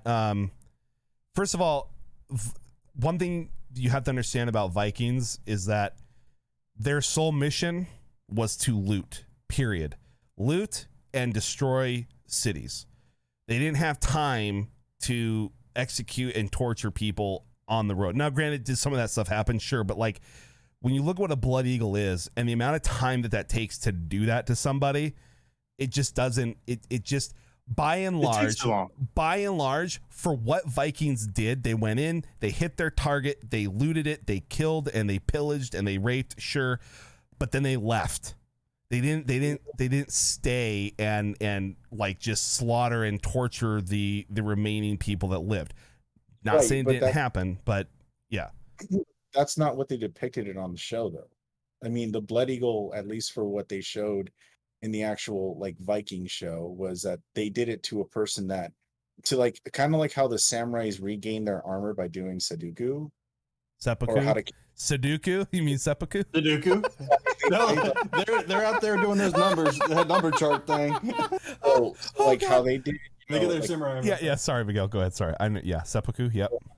The harakiri and all that stuff. Like they literally sacrificed themselves for their honor in that form. But from my understanding, the Blood Eagle was the same way as well. Or it was to torture the person who defied the Viking way. Right. And it was ritual. It wasn't like, oh, we pillaged this village and we're going to do a Blood Eagle on somebody. Or at least that's what I've seen from the show. Again, this isn't, again, you guys are the buffs on this. Because unfortunately, I don't know much about history, at least in the Viking era. But at least from when I watched the show, that's kind of like what I depicted it with it. But if you're telling me differently, no, I actually agree with you. That's probably if there's something like that was to actually happen, that's how they probably would have went about it. But there's the physical act of performing the Blood Eagle like on the show isn't really possible. Yeah, I've seen it a few more. I think it's more myth and legend than it is an actual reality. So there is two. So just to answer that question, Miguel, there is two known cases of it happening in Nordic history, but it was all through skaldic poetry. So it remains, and it had to do with two members of a royal family. Okay. So when you start talking about skaldic poetry, so when you start doing ballads and things like that, like, did it happen or is it more storytelling?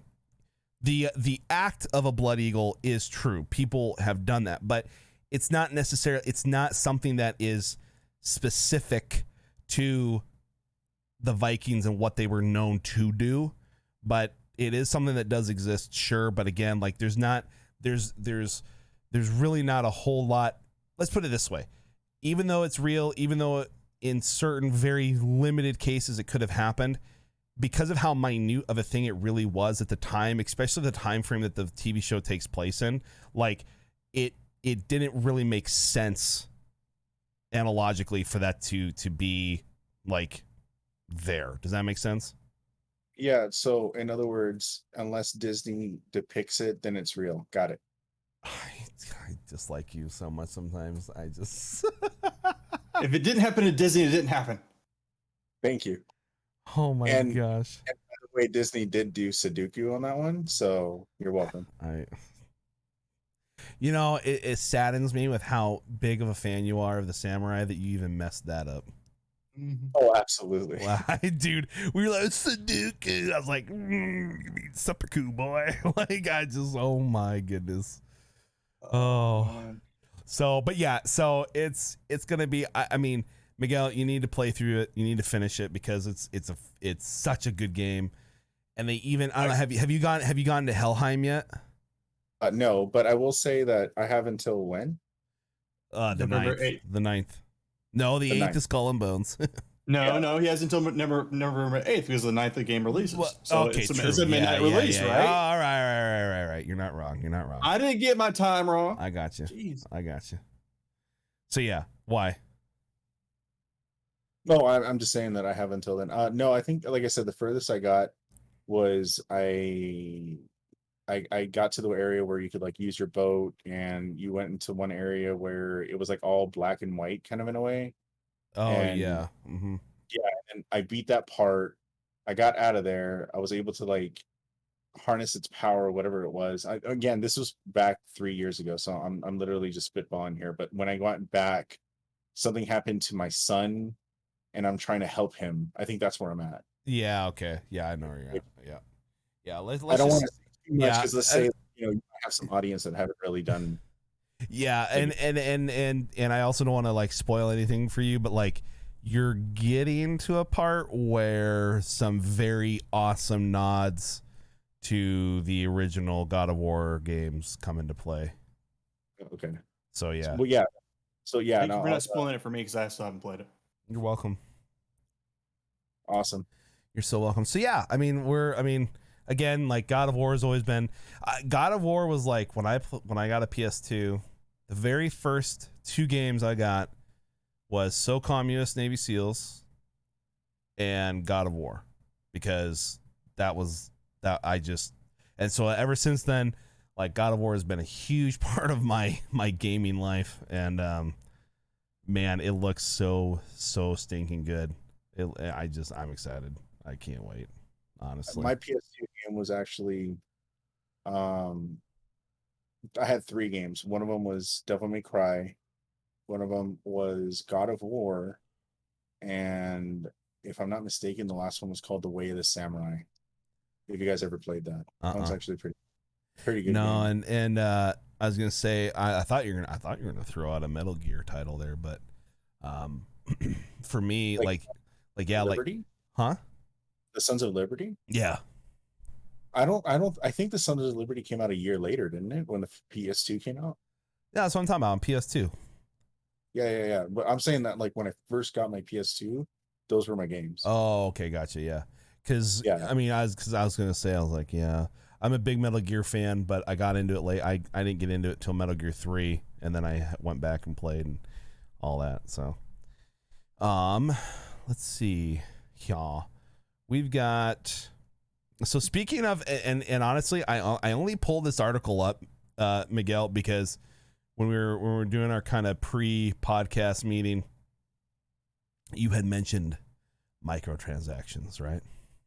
Yeah. So from Video Game 24/7, Blizzard challenges criticisms of Diablo Immortal microtransactions. Says vast majority of players aren't spending money. In an interview with the LA Times, Blizzard president Mike Ybarra discussed the monetization of Diablo Immortal and the criticism it has faced. Since its release, many players and Diablo fans have voiced distaste over the number of microtransactions, along with the cost of fully upgrading a character, leaving many to compare Diablo Immortal to a pay-to-win mobile title. The game itself reportedly skipped release in the Netherlands and Belgium due to the game's loot boxes, which run afoul of laws against RNGs in both countries. Ibarra told the paper that the studios is aware of the complaints and that despite this, the game has a high rating and over 110,000 user reviews on Apple's App Store. Said complaints, according to the studio, aren't representative of the community as a whole. When we think about monetization, this is a quote, when we think about the monetization at the very highest level it was, how do we give a free Diablo experience to hundreds of millions of people where they can literally do 99.5% of everything in the game? End quote, repeat line. Said Ibarra. The monetization comes in at the end game. The philosophy has always was always to lead with great gameplay and make sure that hundreds of millions of people can go through the whole campaign without any costs from that standpoint. I feel really good about it as an introduction to Diablo. Following up with the LA Times without providing specific numbers, a Blizzard spokesperson stated the majority of Diablo Immortal players aren't spending any money on the game. BS. The company also claims that 50% of the players are new to Blizzard. Diablo Immortal is available for iOS, Android, PC, blah, blah, blah, blah, blah. Okay. So before we talk about this, is this an April Fool's joke? No. Oh, okay. I'm sorry. So before we talk about this, I honestly, I was super against playing this game just on like moral stand ground alone. Okay. But then I watched Bajira play it on Twitch, and I saw because he had made because Bajira is like the biggest World of Warcraft player besides Osmongold, and then he does a lot of Diablo content. So I saw him tweet something out about this, and then he said, if you're ever wondering how to make the game work without having to do pay to play, come watch some of my streams and I'll show you guys how to get by this nonsense. So I was like, okay. Go in there and watch and play. And it was cool. Like the game, and so then like I downloaded it on my phone, and the game actually looks really good. It plays really well. But you're not going to sit there and tell me, Blizzard, that people are not dumping money, because you can't even go, like, when you come back to the main social hub area in the town, like, there's the access to the shop. My point is the access to the shop to buy things that are not necessary it's way too easy. And it sets people up to feel the need to buy things for the game, in my opinion. I do play Diablo Immortal. I have it on my phone. I got to level 60. I could say yes, what you said is true. It's very suggestive to buy things on the game. Yeah. I'm gonna be the devil's advocate on this one. I've been a veteran since Diablo 1, and this game is utmost garbage. So I mean, I'm sorry, but the gameplay's too slow. The targeting system is ridiculous.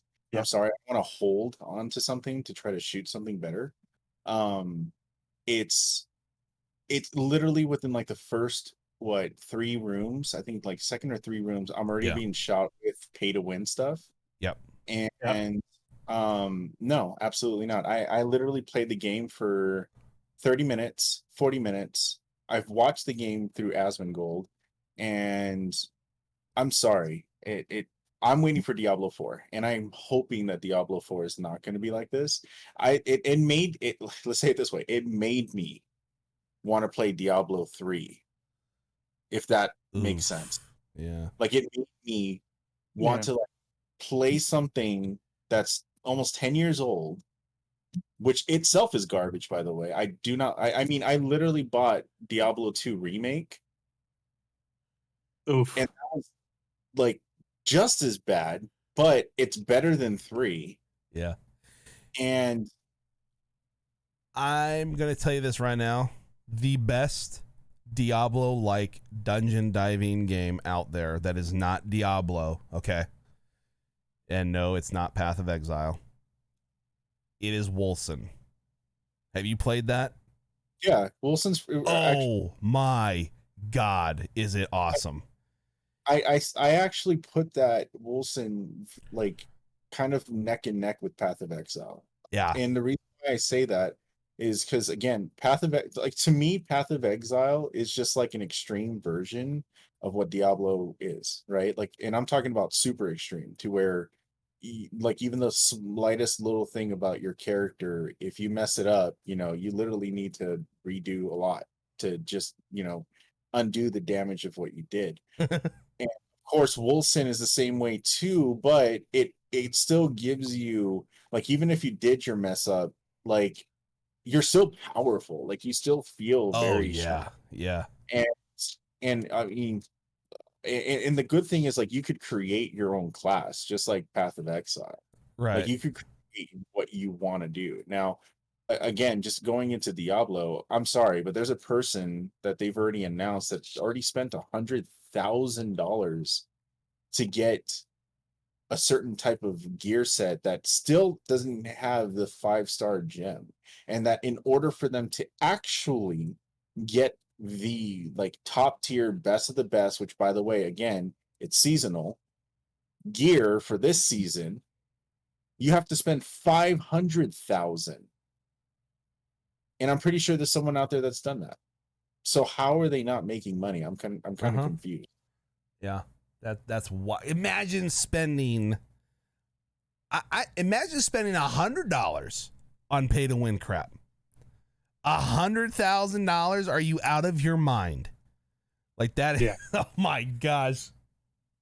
Sorry, I can't do it. Somebody's got an OnlyFans. That's all I'm saying. Someone has done it. Someone has legitimately. No, I know. I saw that. I know the article you're talking about. That's It's ridiculous. That's wild. Man. It's wild to think that people are willing to dump that much on a mobile game, which I understand. There's games out there that it's their niche and that's what they like to play. But I'm sorry, to be number one in a mobile game and spend over $500,000 just so that you could be number one, which by the way, I've seen the PvP, and yes, it absolutely makes sense because I'm sorry, but your manhood enlarges itself for kicking everyone's ass. I absolutely understand that. But at the end of the day, you're playing a game that's going to be obsolete when Diablo 4 comes out, which is going to be what, next year? This game will be obsolete when the next big mobile game comes out. Like that's all it is to it. I've played more of that Final Fantasy Battle Royale game that you showed me than that game. Which, by the way, how are you liking it? It's good, dude. I like it a lot, honestly. Like, it's been a fun little time sink when I'm on my break at work or something. You know, just run a match on my lunch. I still haven't played it like heavily, so I'm glad that you like it. Yeah, it's fun. While we're on this mobile kick, the Division Ubisoft actually announced that a Division's actually getting a mobile game. Oh, really? Yeah. Ooh. That's becoming a thing. Here, I'll send you what I have on it real quick. Yeah. At least for the. I guess there will be a need to buy a what's it called, a backbone thing for your phone. You can get the Razer equivalency. I think it's called the Kraken or something like that. Yeah, but didn't you say though, like the latency on it's pretty bad though? It's not that bad, to be honest. I play a lot of what is it? Like Apple games, you know, like the Apple Game Store or whatever it is, and it works very good, very responsive. It's pretty nice. Wow. Yeah, I'll need to get it. Anyway, I sent you guys a link. It's for the Division Resurgence was what it's called. It's actually they're going to close alpha right now. Yeah, sign up for the closed alpha. The Division Resurgence brings the acclaimed gameplay experience of the franchise to mobile. Enjoy a AAA experience featuring a new storyline set in the massive urban open world of New York City. Register below for a chance to be among the first to play and stay updated on the latest news. The Division experience on mobile. Controls and user interface are specifically tailored to ensure a smooth experience on handheld devices. Enjoy a new entry of the acclaimed third-person shooter RPG and an original game mode set in an urban open world. A whole new storyline. For newcomers and veterans, discover a new PvE campaign. Yeah, that's good. Be part of the legendary first wave of SHD agents and get a unique perspective of the events around the Division 1 and 2. Oh, so it's like filler. Like it gives context to, Yeah, the vast open world with high-quality graphics. Okay, explore the open world in a solo co-op to play a variety of PvE activities. From story missions to world activities, roam around an outstandingly detailed urban environment with stunning graphics. Collecting it, dude, that character model looks pretty good from the actual like console and computer game. Loot, craft, mod, and upgrade your gear to fight your enemies. So that's still standard. And then of course personalize your play style. Dude, I'm gonna have to. I think I'm gonna register for this when the podcast is over. But there's a trailer too, so let's. I haven't actually watched the trailer. I saw it and I'm like, they're doing pre-alpha. Yeah, let's go. Yeah. That's how long it took for civilization to collapse.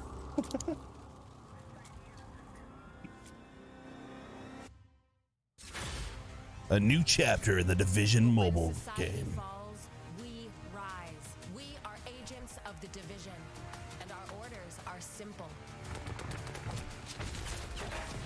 Save what remains. Street by street, we fought to reclaim Manhattan. fought to protect the innocent, to rekindle hope. But the fight is far from over.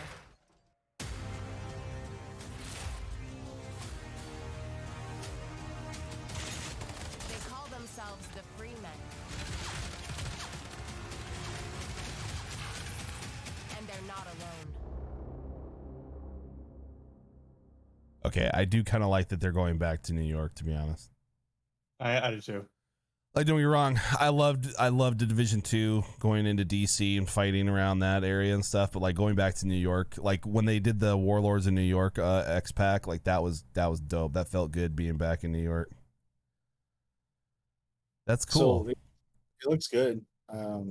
I love how like when you play mobile games, like and this is just because I'm a stickler with these like dumb things, but I hate when like they use the same character model for males and females, like they both walk the same way, and it's just like it irks me so much. Yeah, I don't know why. Well, that's why I mean, dude. But a little quick segue to like to make that point. You've played Elden Ring, obviously, right? Yeah. Like so, I'm still stuck in that game, but that's whole other conversation. But to that point, I mean, that's what I liked about Elden Ring and even Demon Souls. You could change the walk style of the character. Correct. Yeah. Masculine, non-masculine, like it made sense, you know. It's just like those little things that are always like an issue with me. I think it's just because I'm an MMO player, and it's just like that's kind of like a thing that I always like look at. Yeah. When I play, but no, it looks great. I mean, honestly, it has the PS2 graphics that I love so much. And I'm pretty sure they're sponsored by Disney. So see, dude, it's so hard to tell when you're being serious sometimes. Okay, but seriously though, you liked what you saw, right? I think it's good. I'm in the same boat with you. Like I really like New York, and I really want the tech demo of like Division 1 to really be a real thing, and I'm still waiting for that. But oh, that's right. Yeah. It's still amazing. Like it's still a great game. I think Division 2 definitely surpasses Division 1, and I think they did that in a very good sense and form. Yeah. I but the mobile version, like the problem with me with mobile games, like even and you know to try to bring another genre into this, but Final Fantasy was actually supposed to go on mobile as well. Yeah, it's Final Fantasy 11 from back in like 2002, and I was actually kind of irking that one too. Like, man, you don't need to do things, you know, just keep it where it's at and where it should be. But I think it's going to be cool. I think personally, I think it's having Division on the mobile would be pretty cool, but I don't think it's going to last too well either. Yeah. Personally. Yeah. Yeah, we can hope it does. We can hope it'd be great, but with the way mobile games have been going here lately, you get maybe a year, 2 tops usually, and you fall off. But it does depend on the game and their style. I was just gonna say, except the Call of Duty mobile. Yeah, that hasn't fallen off. They still have a consistently high player base. Yeah. Look, I'll be realistic with you, okay? I'll pay for this game than Skull and Bones. Oh yeah.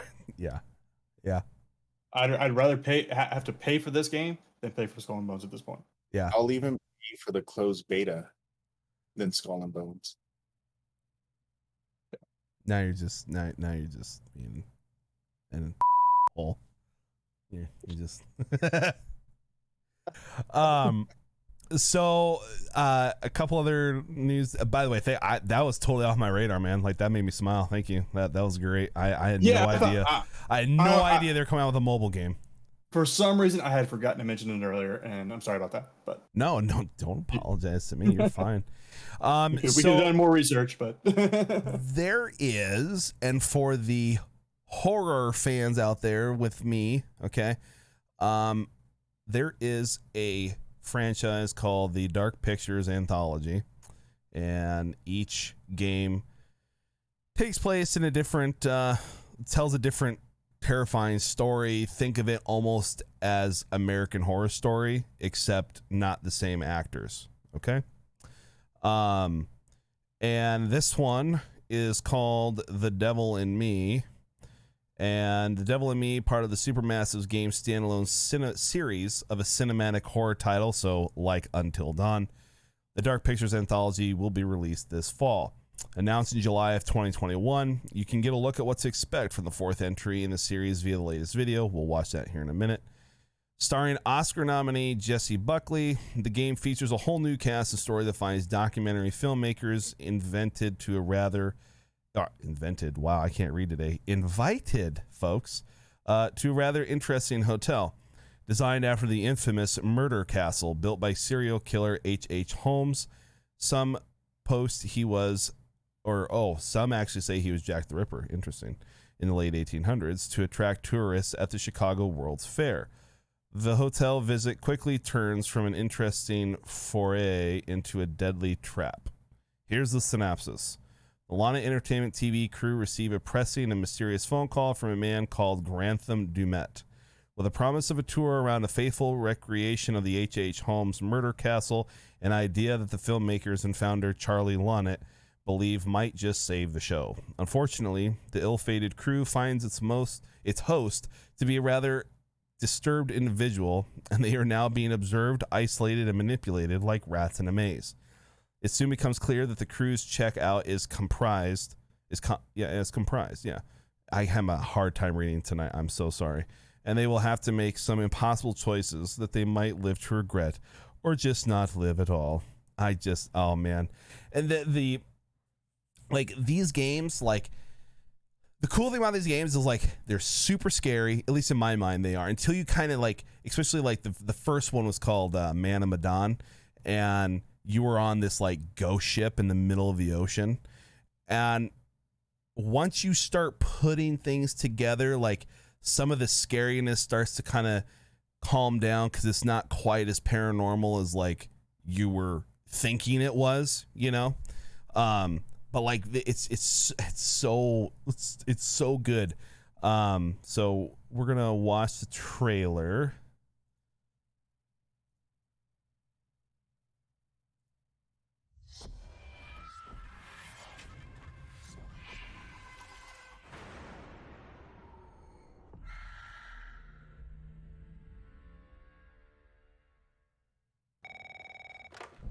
Lana Entertainment. Charles Larnett, please.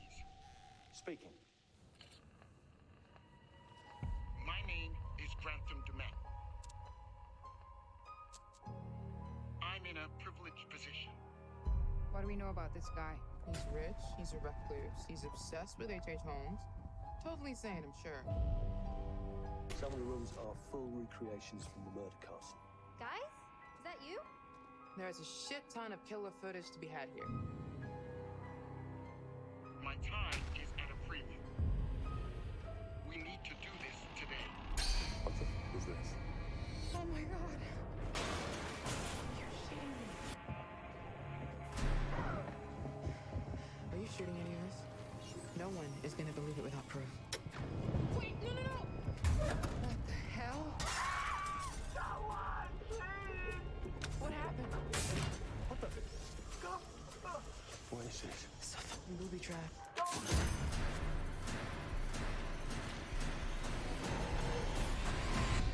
I've told you what I have. Please don't waste my time.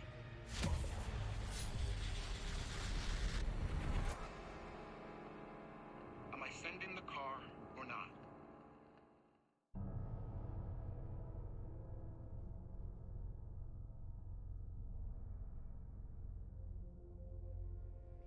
Oh, look at that animatronic bust. Oh my gosh. I want that. I need that. No, I don't. Do I need that? No, I don't. I do. I don't. I don't know. Oh man, that's gonna be cool. I have you guys played any of these games? Do you know what these are? So they're in my Steam library, and it's a backlog at this point. So okay. So I played the what is it, Until Dawn? Yep. Like the series like that. So I know that, like, they're kind of very similar. but I know these guys are a lot different than them. I know it's a different studio, but I've actually seen it on Steam, and I was like, dude, I'm kind of wanting to get it, but until I got Until Dawn, I was like, I'm gonna wait for a minute. Yeah, it's really good stuff. Like it's storytelling, obviously. Like so what I was saying earlier was like it's super scary, but it's also kind of like the Dark Anthology series is a game that you can sit down, play the game, and not feel like you're doing a whole lot, because it's a lot of like narrative, it's a lot of cutscenes, it's a lot of like investigating a room. You know what I mean? Like it's a nice time killer with a really good story. Like, you know what I mean? Like it feels good to get scared in the right way, and you're not like, it's not like Resident Evil 8, right? Where you're like, you're having to think about 20 different things while all this other crap is happening to you. You know what I mean? Like it's very much more laid back storytelling, which in the proper setting I really like. Because there's more noir kind of thing. Yeah, exactly. That's a perfect way. And it's, dude, the what's his name? I think they call him the cartographer or whoever. He's basic. So the way the game starts, there's this guy that walks down this long hallway. He's wearing like a bobber hat and like he's wearing a trench. Like, dude, it's like, and the music that's playing is super dope. And he basically is the curator of all of these horror stories, and it cuts to him and he talks about like, you know, we're going to talk about this story today, and then like you play, and then like as the story progresses, after you finish a chapter, it'll kick back to him and he'll be like, not exactly the way I thought that was going to turn out. Like it's so diabolical, it's good, you know, like it's so good. And so like Miguel said, there's Until Dawn, which is from a different company, but like Until Dawn is basically like Demon Souls to Dark Souls to this series. So with this, it was Man of Medan, Lost Hope. Is it Lost Hope? Yeah, Lost Hope, Hell's Ashes, and now this one is coming out. So the only one I haven't played yet is Hell's Ashes, so I still have to get that one, and I'm probably going to go upstairs and buy it tonight when we're done. But so it's pretty much kind of like how the monsters were like a thing where it's like it's Dracula, it's werewolf, it's this, and there's like a curator, or like the Tales of the Crypt, how there's like that one character, right? Yes. And it picks everything for us, and you know, tells us a story of what, and that makes sense. Actually, I've been looking at it and I've been wanting to buy it, but I didn't know like how it goes, because I saw that there's so many different stories to the game, and I don't know if it's like I need to buy this one particular one first to start the story. So the first one in the series is Man of Medan, and then it's Lost Hope, and then Hell's Ashes. I think it's called Hell's Ashes, and then it's this one, whatever this one's called, I forget. The Devil in Me. Yeah, I'm looking forward to it. I'll probably, when we're done, I'll probably buy the first one and see how it goes. Boy, all of a sudden I'm hearing myself in your mic. That's weird. And it just started. Nope, not anymore. Sweet. Let me see. The Dark Anthology. Because I want to show you intro, just so you can kind of get an idea of just how badass this freaking game is. All right, I'm gonna clip it here. I'm gonna send you guys the link so you guys can watch with me. Okay.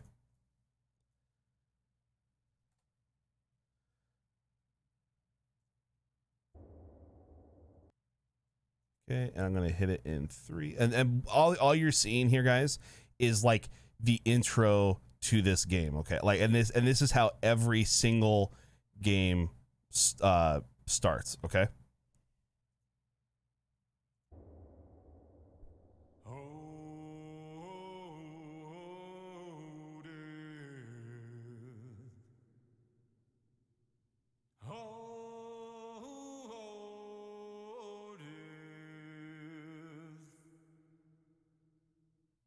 Won't you spare me over till another year?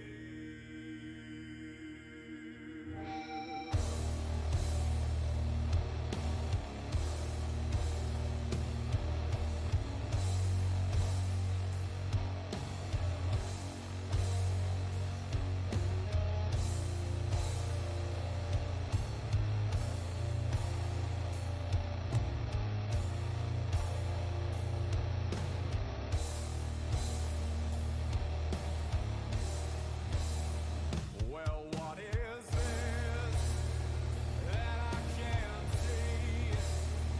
With thy hands getting hold of me.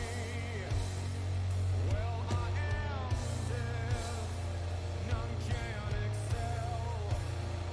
I open the door to heaven and hell. Too late to all farewell. My soul is doomed, so keep me well. As long as God in heaven dwells, your soul shall scream in hell.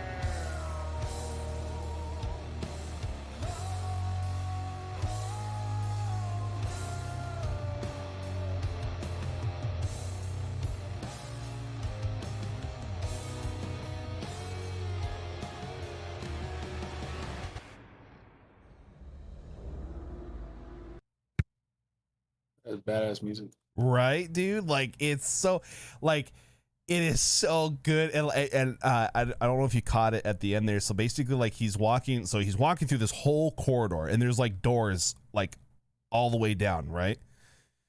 And when he stops and he looks at that compass, and you saw how like the arrow pointed to the left, and he turned and he went into the right room. Each story is in a different room, like a different room to tell the story. Does that make sense? Yeah, so that's how you kind of like get an idea of like what each game is going to be. Correct, yeah. And the cool thing too is with the game, like as you go through these games, you can find different, kind of like in Resident Evil, you find different collectible items and things like that.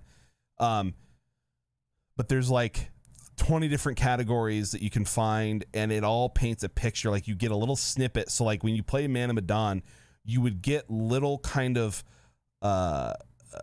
really flash images of the next game that was coming, but you had no idea what the next game was even about. You just you saw all these weird images, and then when you go and you play the next game, you're like, oh my gosh, I remember seeing this.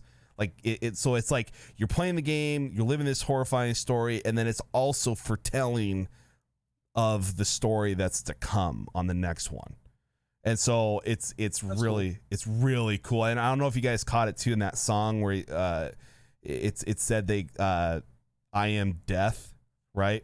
And he looks, and the character actually like kind of like looks at the camera when that artist sings that line. So there's like this big, I don't know if it's big, but like I've just seen people, and I kind of tend to agree with it, that like this guy is not, he's not a human. Like he's actually like death himself, like the angel of death. And every story that's been told, like you, the player, like you're actually not alive. Does that make sense? Like there's like this huge like kind of intertwined theory about who he really is, because the knowledge that this guy has, like it's pretty good. Like it's good. I like it. So in other words, you're playing God. He's telling the story of how you died. Right. Correct. Well, it's not like how you die, because it's how these people die. Because again, it's a story. And then how you said that like there may have been a portion of the video game where you died in the game, but maybe you weren't supposed to die. And he says, well, that kind of wasn't supposed to happen, but you know what I'm saying? Yeah. That's kind of like playing God, but not saying in a very bad form. I'm just saying in general, like maybe that's why the vision of like what you're doing in the game is like you're playing God. Yep. Kind of, there's a lot of things I'm pretty sure that a lot of people have theories on, but I can see that. I can see how this guy is like death. That's pretty cool. Yep.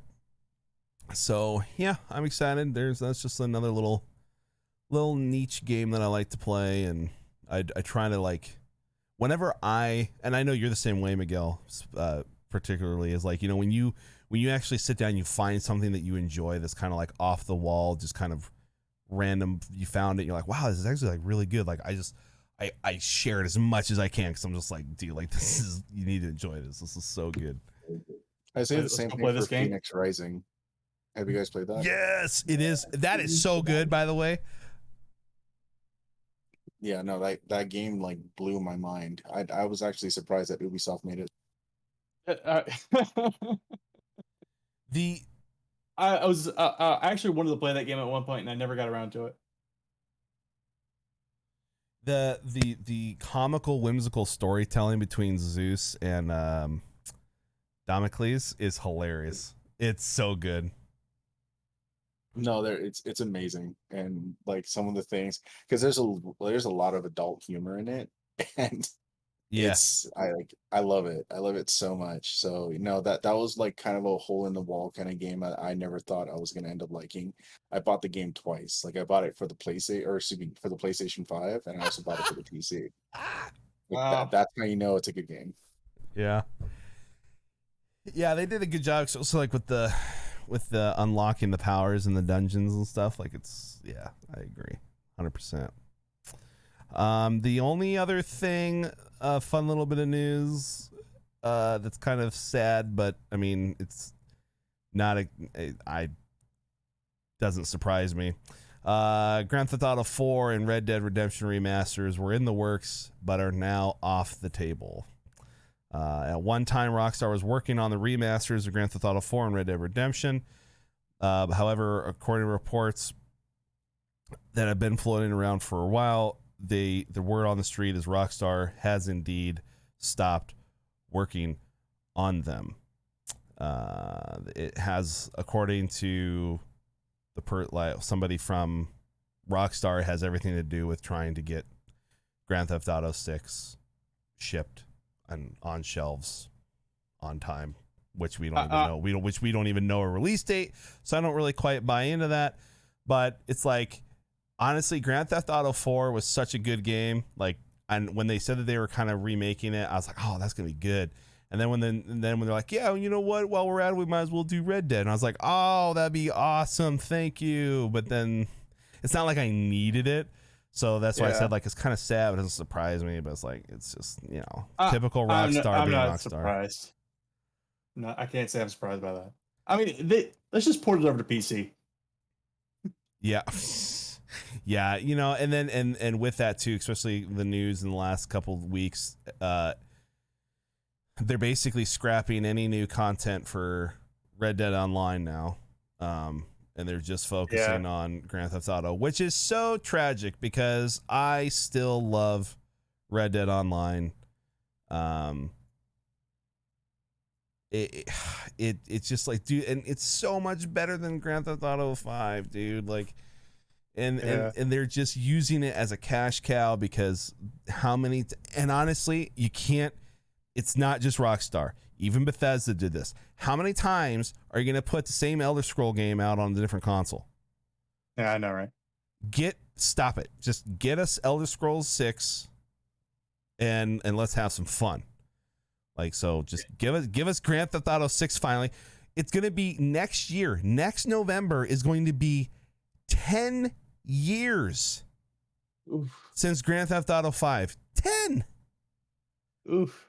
The time frame from Grand Theft Auto 4 to Grand Theft Auto 5 was what? 4? Because it was 08, so 9, 10, 11, 12, 5. Okay, 5. So half the time. And it's all because they know that people are buying this game still, and they're spending hundreds, if not thousands of dollars on Shark credit cards to get different rockets and apartments and blah, blah, blah, blah, blah. It's like, dude, just... Yeah. Those aesthetics every player needs. Yeah. Go ahead.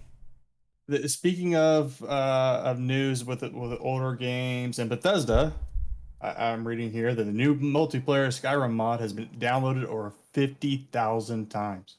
Yeah, that doesn't surprise me. Yeah, and we still don't have Elder Scrolls 6. Nope.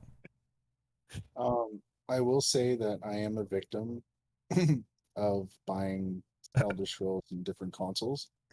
I was too. The recent one I just recently bought was Elder Scrolls on the Nintendo Switch. And that's that awesome. was literally like 2 weeks ago.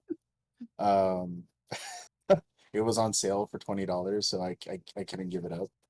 And it plays like I was playing it back, in Xbox 360 days. Yeah. But Yeah. anyways, or actually, I played it on the PlayStation 3. Let me take it back. But there are 3 things I want to say, at least when it comes to Red Dead and the Grand Theft Auto series. Now, for number 1, I've played the hell out of GTA for God knows how long, and I'm sure we all have. And I've even gone to the darkest parts of Grand Theft Auto and did the RP Grand Theft Auto. And I will say that Red Dead Redemption 2 is by far, and I will still say that till this damn day, should have been Game of the Year, not God of War. Screw that crap. I don't care what people say. Yeah. Red Dead Redemption should have won it. And Grand Theft Auto is not their bread and butter. Red Dead Redemption would have been if they would have put a little bit more effort into the game, which they did. The storytelling on Red Dead Redemption 2 outbeats every game that I have played. Yeah, in that's my fair. whole. I'm sorry if I Yeah, got it it was to a really point good. where my wife and I were sitting, and we were, and she's a semi gamer person. Like she'll watch video games and she won't play them all, like she'll play certain games.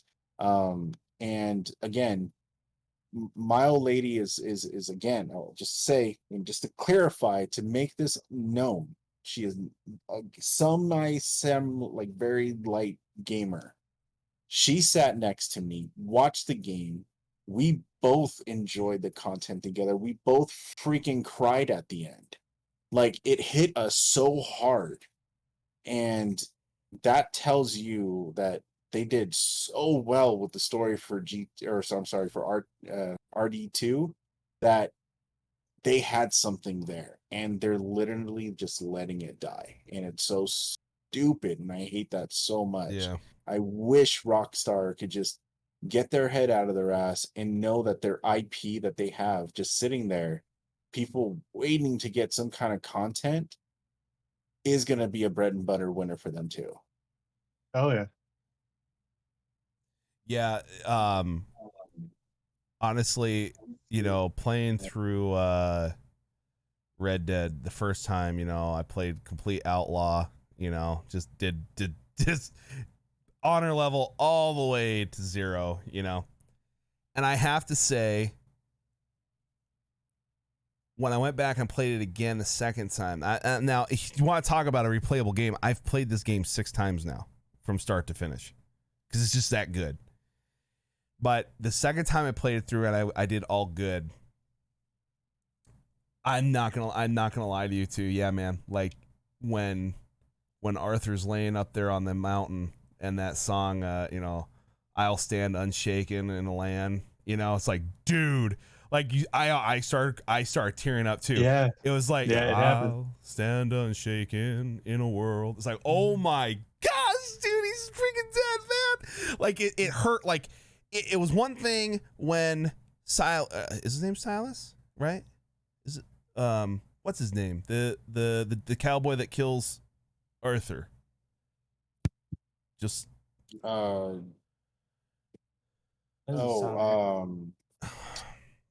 who I'm talking about. Who? You know who I'm talking about. Okay. Yeah, anyways, yeah. Like when it's like, when you played the bad route, like, okay, like, it's just two outlaws, one, but like the way that like the ending actually changes in terms of what's said, what's done to him, like it's like, dude, like that hurts, like that's harsh, man. And then like all the people that you helped, like when they started like kind of you can hear them talking in the background. It's like, oh my gosh, man. Yeah, it was definitely gut wrenching. It hit pretty hard. It was literally when you were just talking, because I didn't want to stop you from saying that, but it's Micah. Yeah, Micah, that's it. yes, yeah. You know, and even still, like before they get to that final point in the game, there was you know, when he gets back to camp and everything's just gone to crap, and all the women, he's getting the women out of there, and they're like, oh, Arthur. He's like, no, oh, Arthur, get out of here. You know, this was like, oh my gosh, dude, like he's gonna die. Oh my god. And then that I screenshotted that, and I'll have to post it. I use that as my backdrop on my computer for a long time, where he takes his hat and he puts it on Marston, you know? Yeah. Like John. that moment, like I don't care what anybody says, that completely, that story arc between those two men, like that came full circle with Arthur basically just, you know, he'd already said that he'd forgiven him, but like it went beyond forgiving him. Like he's like, this is kind of like, this is my son, you know, like yeah, leave. my protege right there. Yeah. Like, oh man. He goes, have my hat and do Red Dead 1. Yeah. Yeah.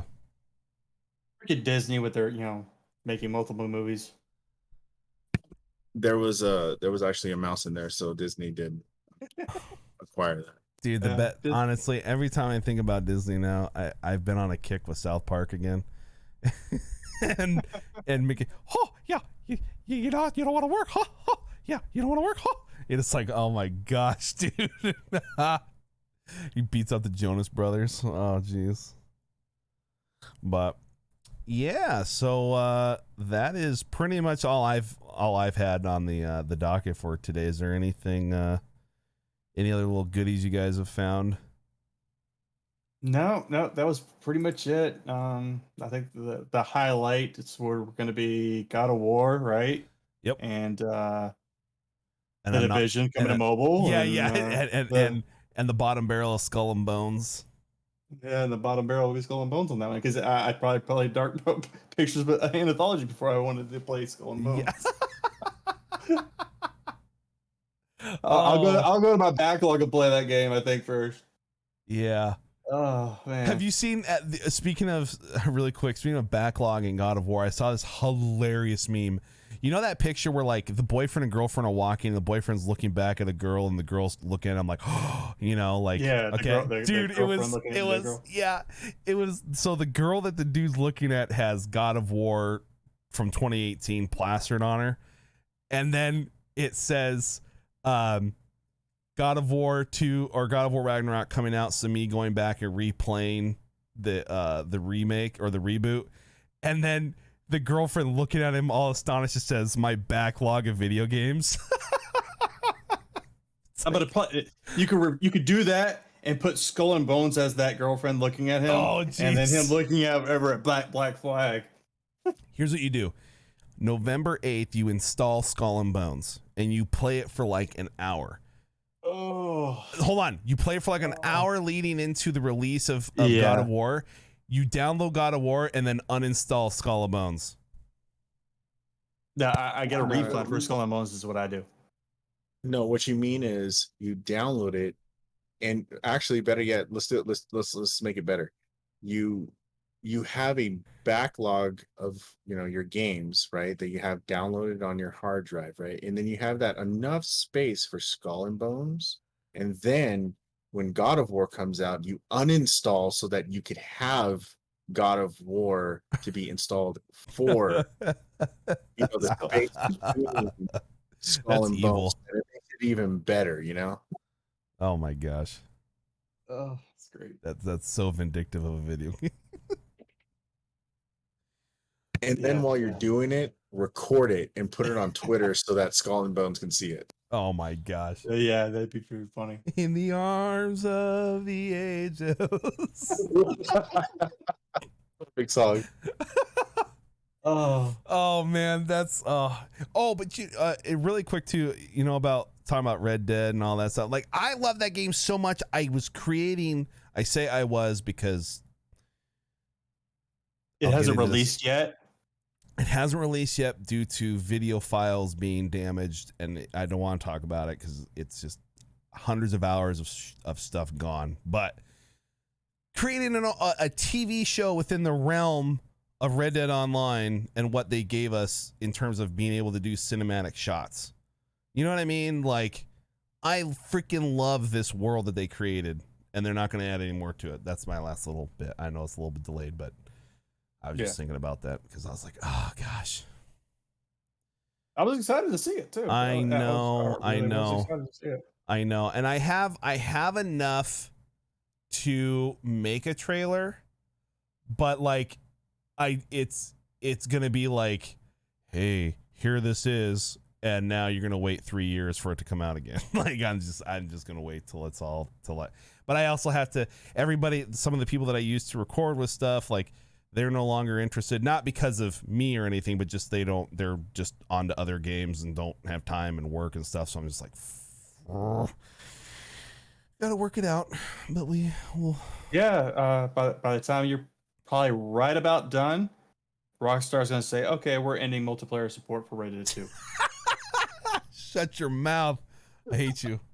Oh my gosh. That's what happened.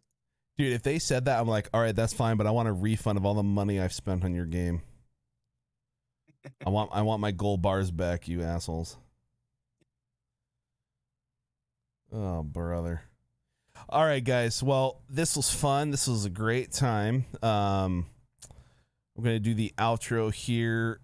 We could do like a little after show talk real quick, and then we'll get on with our rest of our night. But thank you so much, Declan, Miguel. Thank you. I appreciate it. I love doing these podcasts, and it's so much better having conversation than me just reading articles and watching a trailer like I did on one episode. I was like, I'm never doing that again. So anytime, man. I appreciate you guys being willing to step up and help out.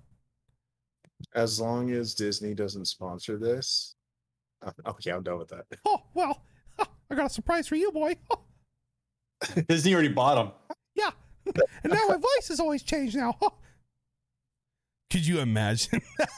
They're like, yeah, we'll pay. We will give you. Could you imagine this? Like, all right, do you do voices? Yeah, sure. Okay. We will sponsor the crap out of your podcast. Like, we will just fund it, give you a paycheck every week, but you have to talk like Mickey Mouse the whole time. Not gonna lie, I would do it. Buy you. They're gonna buy you and make you do it. That's how it's gonna happen, dude. Yeah. Well, if Daddy Disney wants to throw some of his big money around, I'll take it. I don't care. It'll be I didn't say they're gonna pay you. I said they're gonna buy you. Buy you, yeah. It's gonna be called the ALTF4 Clubhouse. It's the ALTF4 Clubhouse. Come on, side. It's fun inside. Oh man, that actually works though. Oh my goodness. That's why Disney bought everybody, man. Oh my goodness. There's your theme song right there, buddy. Or it's the ALTF4 Clubhouse. Come on side. He's angry inside. It's and then have like a picture of Danny DeVito or something. No. Danny DeVito. No, it's Duper doing the mustache worm. I know. We would go back to that picture that we talked about where you have to have your video games, your truck, you and Speedo. America. And then there's like cue and Eo going, Grah! Disney owns that ass. Yeah. Oh. It's not what is it? You'll have like the spokesperson at the end. ALTF4 is not part of Disney. Please do not contact them. Yeah. Like that little quick, like what they say, but it's like a whole page worth of legal notices. Oh goodness. All right. Well, this was fun, guys. Again, thank you so much. And I'm gonna do our fun outro, and I will be with you gentlemen here in a moment. Thank you so much, guys. Yeah, anytime. You've been listening to ALTF4. Duperzo is a coffee-loving, scotch-drinking, cigar-smoking gamer, and always will be. We hope you enjoyed the show. We know we had a blast. Make sure to like, rate, and review the show. And we'll be back soon. Don't forget the gamer tag and Twitter account, Duperzo. And Twitter for the show is ALTF4 Podcasts. Y'all be cool. See you next time.